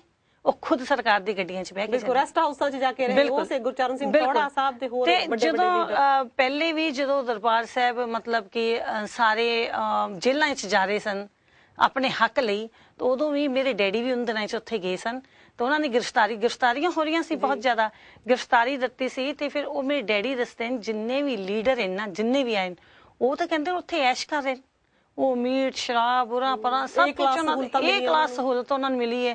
ਕਹਿੰਦੇ ਉਹਨਾਂ ਨੇ ਮਤਲਬ ਆਵਾਜ਼ ਉਠਾਤੀ, ਸਾਰਿਆਂ ਨੂੰ ਇਸ ਤਰ੍ਹਾਂ ਕਰ ਦਿੱਤਾ, ਮਤਲਬ ਭੜਕਾ ਛੱਡਿਆ, ਸਾਰੇ ਮਤਲਬ ਤਿਆਰ ਹੋ ਗਏ, ਸਾਰੇ ਜੇਲ੍ਹਾਂ 'ਚ ਤੇ ਉਹ ਆਪਣੇ ਅੰਦਰ ਐਸ਼ ਕਰਦੇ ਪਏ। ਮਤਲਬ ਇਸ ਤਰ੍ਹਾਂ ਦੇ ਸਾਡੇ ਜੋ ਲੀਡਰ ਹੈ ਨਾ, ਅਸਲ ਵਿੱਚ ਉਹਨਾਂ ਕਰਕੇ ਅਸੀਂ ਮਾਰ ਖਾ ਰਹੇ ਹਾਂ। ਸਾਡੇ ਲੀਡਰ ਚੰਗੇ ਹੋਣ ਨਾ ਤੇ ਸਾਡੀ ਇਹ ਹਾਲਤ ਨਾ ਹੋਏ। ਬਿਲਕੁਲ ਜੀ, ਸਾਡੇ ਕੋਲ ਨੈਕਸਟ ਕਾਲਰ ਆ ਗਏ ਨੇ ਭੈਣ ਜੀ। ਵਾਹਿਗੁਰੂ ਜੀ ਕਾ ਖਾਲਸਾ ਵਾਹਿਗੁਰੂ ਜੀ ਕੀ ਫਤਿਹ। ਹਾਂਜੀ ਵਾਹਿਗੁਰੂ ਜੀ ਕਾ ਖਾਲਸਾ ਵਾਹਿਗੁਰੂ ਜੀ ਕੀ ਫਤਿਹ। ਮੈਂ ਗੁਰਦੀਪ ਸਿੰਘ ਬੋਲਦਾ ਜੀ ਹੰਸਲਾ ਤੋਂ। ਜੀ ਭਾਈ ਸਾਹਿਬ ਜੀ ਆਪ ਜੀ ਦੇਖੋ ਜੀ ਜੋ ਕੁਝ ਹੋਇਆ ਨਾ ਜਾਂ ਕੁਝ ਹਜੇ ਵੀ ਹੋ ਰਿਹਾ ਜੀ, ਇਹ ਗੁਲਾਮਾਂ ਨਾਲ ਹੀ ਕੁਝ ਹੁੰਦਾ ਜੀ ਭਾਈ ਤੇ ਸਾਹਿਬ। ਜਦ ਸਾਰੀ ਕੌਮ ਸਮਝ ਗਈ ਜੇ ਆ ਗਈ ਨਾ ਕਿ ਅਸੀਂ ਗੁਲਾਮ ਆ, ਇਹ ਗੁਲਾਮੀ ਲੈ ਜਾਣੀ ਗੜੋਂ, ਲੇਕਿਨ ਸਾਰੀ ਕੌਮ ਨੂੰ ਪਹਿਲਾਂ ਇਹ ਸਮਝਣਾ ਪੈਣਾ। ਪਿੰਡਾਂ ਵਾਲੇ ਇਹ ਕਹਿੰਦੇ ਹੁੰਦੇ ਸੀ ਜਦ ਤੱਕ ਤੁਸੀਂ ਸਮਝੇ ਨਹੀਂ ਨਾ ਕਿ ਅਸੀਂ ਗੁਲਾਮ ਆ ਉਹ ਤਾਂ ਗੁਲਾਮੀ ਗੜੋਂ ਲੈਣੀ ਨਹੀਂ ਹੈਗੀ। ਬਿਲਕੁਲ ਪਹਿਲਾਂ ਅਹਿਸਾਸ ਹੋਣਾ ਪੈਣਾ ਅੰਦਰ। ਤਾਂ ਹੁਣ ਸਮਝ ਗਈ ਹੈ ਵੈਸੇ, ਪਰ ਜਿਹੜੇ ਸਾਡੇ ਲੀਡਰ ਆ ਨਾ ਜਿਹੜੇ ਗੱਦੀਆਂ ਦੇ ਭੁੱਖੇ ਜਿਹੜੇ ਕੁਰਸੀਆਂ ਮਾਰ ਕੇ ਬਹਿ ਜਾਂਦੇ ਆ ਉਹ ਨਹੀਂ ਸਮਝਦੇ। ਉਹ ਕਹੀ ਜਾਂਦੇ ਬਸ ਆਜ਼ਾਦੀ ਆ ਜੀ, ਉਹ ਕਹਿੰਦੇ ਗੱਲ ਗੁਲਾਮੀ ਹੈ ਜੀ, ਕਿਉਂਕਿ ਉਹਨਾਂ ਨੂੰ ਗੱਦੀਆਂ ਮਿਲੀਆਂ। ਹਾਂਜੀ ਹੈ ਨਾ, ਕਿਉਂਕਿ ਗੱਲ ਤਾਂ ਲੀਡਰਾਂ ਨੇ ਮੂਹਰੇ ਹੋ ਕੇ ਕਰਨੀ ਹੈ, ਗੱਲ ਵੀ ਉਹਨਾਂ ਨੇ ਕਰਨੀ ਆ। ਉਹ ਕਹਿੰਦੇ ਸਾਨੂੰ ਸਾਰਾ ਕੁਝ ਮਿਲਿਆ ਹੋਇਆ, ਜੇ ਤਾਂ ਕੌਮ ਦੇ ਹੋਰ ਬੰਦੇ ਚੁਣ ਕੇ ਭੇਜਣ ਉਹ ਗੱਲ ਕਰਨ ਜਾ ਕੇ ਫਿਰ ਤਾਂ ਕੋਈ ਬਣੇ, ਲੇਕਿਨ ਲੀਡਰ ਮੂਹਰੇ ਹੋ ਜਾਂਦੇ ਗੱਲ ਕਰਨ ਵੀ ਉਹੀ ਮੂਹਰੇ ਹੋ ਜਾਂਦੇ ਆ ਤੇ ਉਹ ਗੱਲ ਉਹਨਾਂ ਨੇ ਗੱਲ ਕਰਨੀ ਨਹੀਂ। ਉਹ ਕਹਿੰਦੇ ਗੁਲਾਮੀ ਹੈ ਹੀ ਨਹੀਂ ਹੈਗੀ, ਇਹ ਆਜ਼ਾਦੀ ਇਹ। ਇਸ ਕਰਕੇ ਨਾ ਗੁਲਾਮਾਂ ਨਾਲ ਇਹ ਜਿਹੇ ਸਲੋਕ ਹੁੰਦੇ। ਬਾਕੀ ਜੀ ਜਦੋਂ ਆਉਂਦੇ ਆ ਨਾ ਇੱਕ ਚੀਜ਼ ਕਹਿ ਦੋ ਜਿਹੜੇ ਦਿੱਲੀ ਦੇ ਦੰਗੇ ਨਾ ਕਹਿਣੇ, ਦਿੱਲੀ ਦੀ ਕਤਲੇਆਮ ਹੋਈ ਆ, ਉਹ ਦਿੱਲੀ ਦੰਗੇ ਨਹੀਂ ਸੀਗੇ, ਉਹ ਕਤਲੇਆਮ ਤਾਂ ਦੋ ਤਰ੍ਹਾਂ ਵਿਚਾਲੇ ਹੁੰਦੇ ਨੇ, ਇੱਥੇ ਤਾਂ ਇੱਕੋ ਧਿਰ ਦਾ ਸਾਰਾ ਕੁਝ ਕੀਤਾ। ਉਹ ਮਤਲਬ ਸਾਡਾ ਕਿਸੇ ਨੇ ਮੈਸਕਰ ਕੀਤਾ, ਕਤਲੇਆਮ ਕੀਤੀ ਆ ਸਿੱਖਾਂ ਨੂੰ, ਨਸਲਕੁਸ਼ੀ ਉਹਨਾਂ ਨੇ ਖਤਮ ਕਰਨ ਜਾਣਦੇ ਸਿੱਖਾਂ ਨੂੰ। ਇੱਕ ਤੁਹਾਨੂੰ ਹੋਰ ਗੱਲ ਦੱਸਾਂ ਕਿ ਉਸ ਵੇਲੇ ਨਾ ਅਖਬਾਰਾਂ ਦੇ ਵਿੱਚ ਚੀਜ਼ ਆ ਰਹੀ ਸੀ, ਇਹ ਲੋਕ ਬਹੁਤ ਘੱਟ ਲੋਕਾਂ ਤੋਂ ਮੈਂ ਸੁਣਿਆ, ਮਤਲਬ ਅਖਬਾਰਾਂ ਵਿੱਚ ਉਸ ਵੇਲੇ ਪੜ੍ਹਿਆ, ਪਰ ਲੋਕੀ ਇੱਕ ਚੀਜ਼ ਹੁਣ ਬਹੁਤ ਘੱਟ ਕਹਿ ਰਹੇ ਆ ਤੇ ਰੇਡੀਓ ਜਾਂ ਟੈਲੀ ਦੇ ਉੱਤੇ ਕਿ ਇਹ ਸੀਗੀ ਕਿ ਉਸ ਸਾਲ ਗੁਰੂ ਨਾਨਕ ਦੇਵ ਜੀ ਦਾ ਜਿਹੜਾ ਗੁਰਪੁਰਬ ਹੈ ਨਾ, ਜਨਮ ਦਿਨ ਆਉਂਦਾ 8 ਨਵੰਬਰ ਨੂੰ ਆਉਣਾ ਸੀਗਾ। ਇੰਦਰਾ ਗਾਂਧੀ ਪਾਲਿਸੀ ਇਹ ਸੀ ਕਿ ਗੁਰਦੁਆਰਿਆਂ ਦੇ ਵਿੱਚ ਸਿੱਖਾਂ ਨੇ ਇਕੱਠੇ ਹੋਣਾ। ਉਦੋਂ ਉਸ ਵੇਲੇ ਪਾਕਿਸਤਾਨ ਦੇ ਨਾਲ ਲੜਾਈ ਛੇੜ ਕੇ ਗੁਰਦੁਆਰੇ ਦੇ ਉੱਤੇ ਬੰਬ ਸੁੱਟ ਕੇ ਸਿੱਖਾਂ ਨੂੰ ਉੱਥੇ ਤਬਾਹ ਕਰ ਦਿਓ, ਇਹ ਕੌਮ ਕਹਿੰਦੀ ਸੀ 84 ਦੇ ਵਿੱਚ ਮੈਂ ਖਤਮ ਕਰਨੀ ਆ।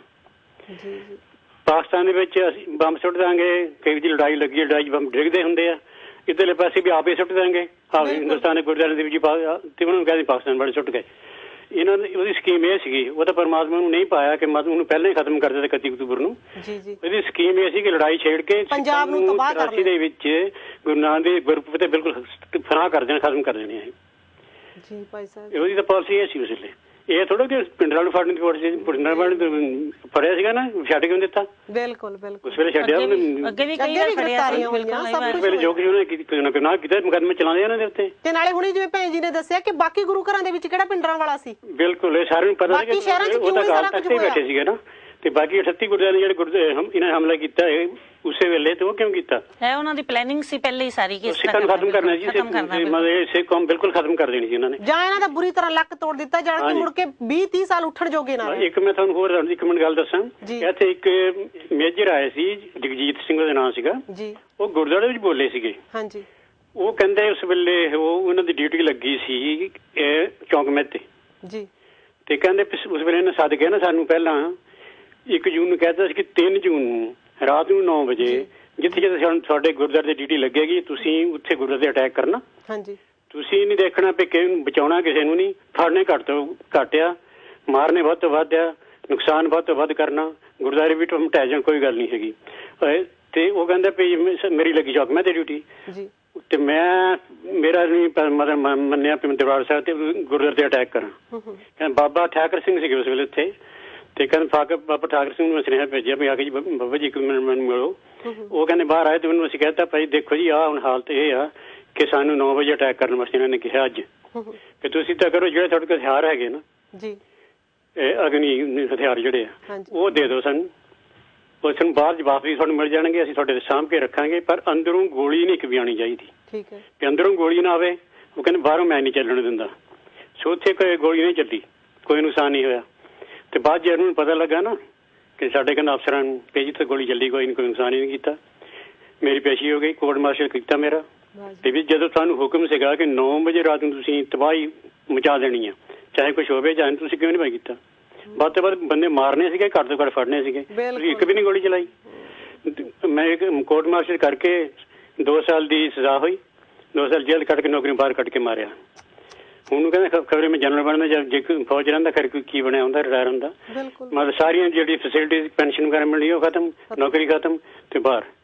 ਆ ਇਹਨਾਂ ਨੇ ਕੀਤਾ ਉਸ ਵੇਲੇ ਇਹ ਤਾਂ ਸੀਗਾ ਕਿ ਤੁਸੀਂ ਉਸ ਵੇਲੇ 9 ਵਜੇ ਰਾਤ ਨੂੰ ਅਟੈਕ ਕਰਨਾ ਹੀ ਕਰਨਾ ਸੀਗਾ।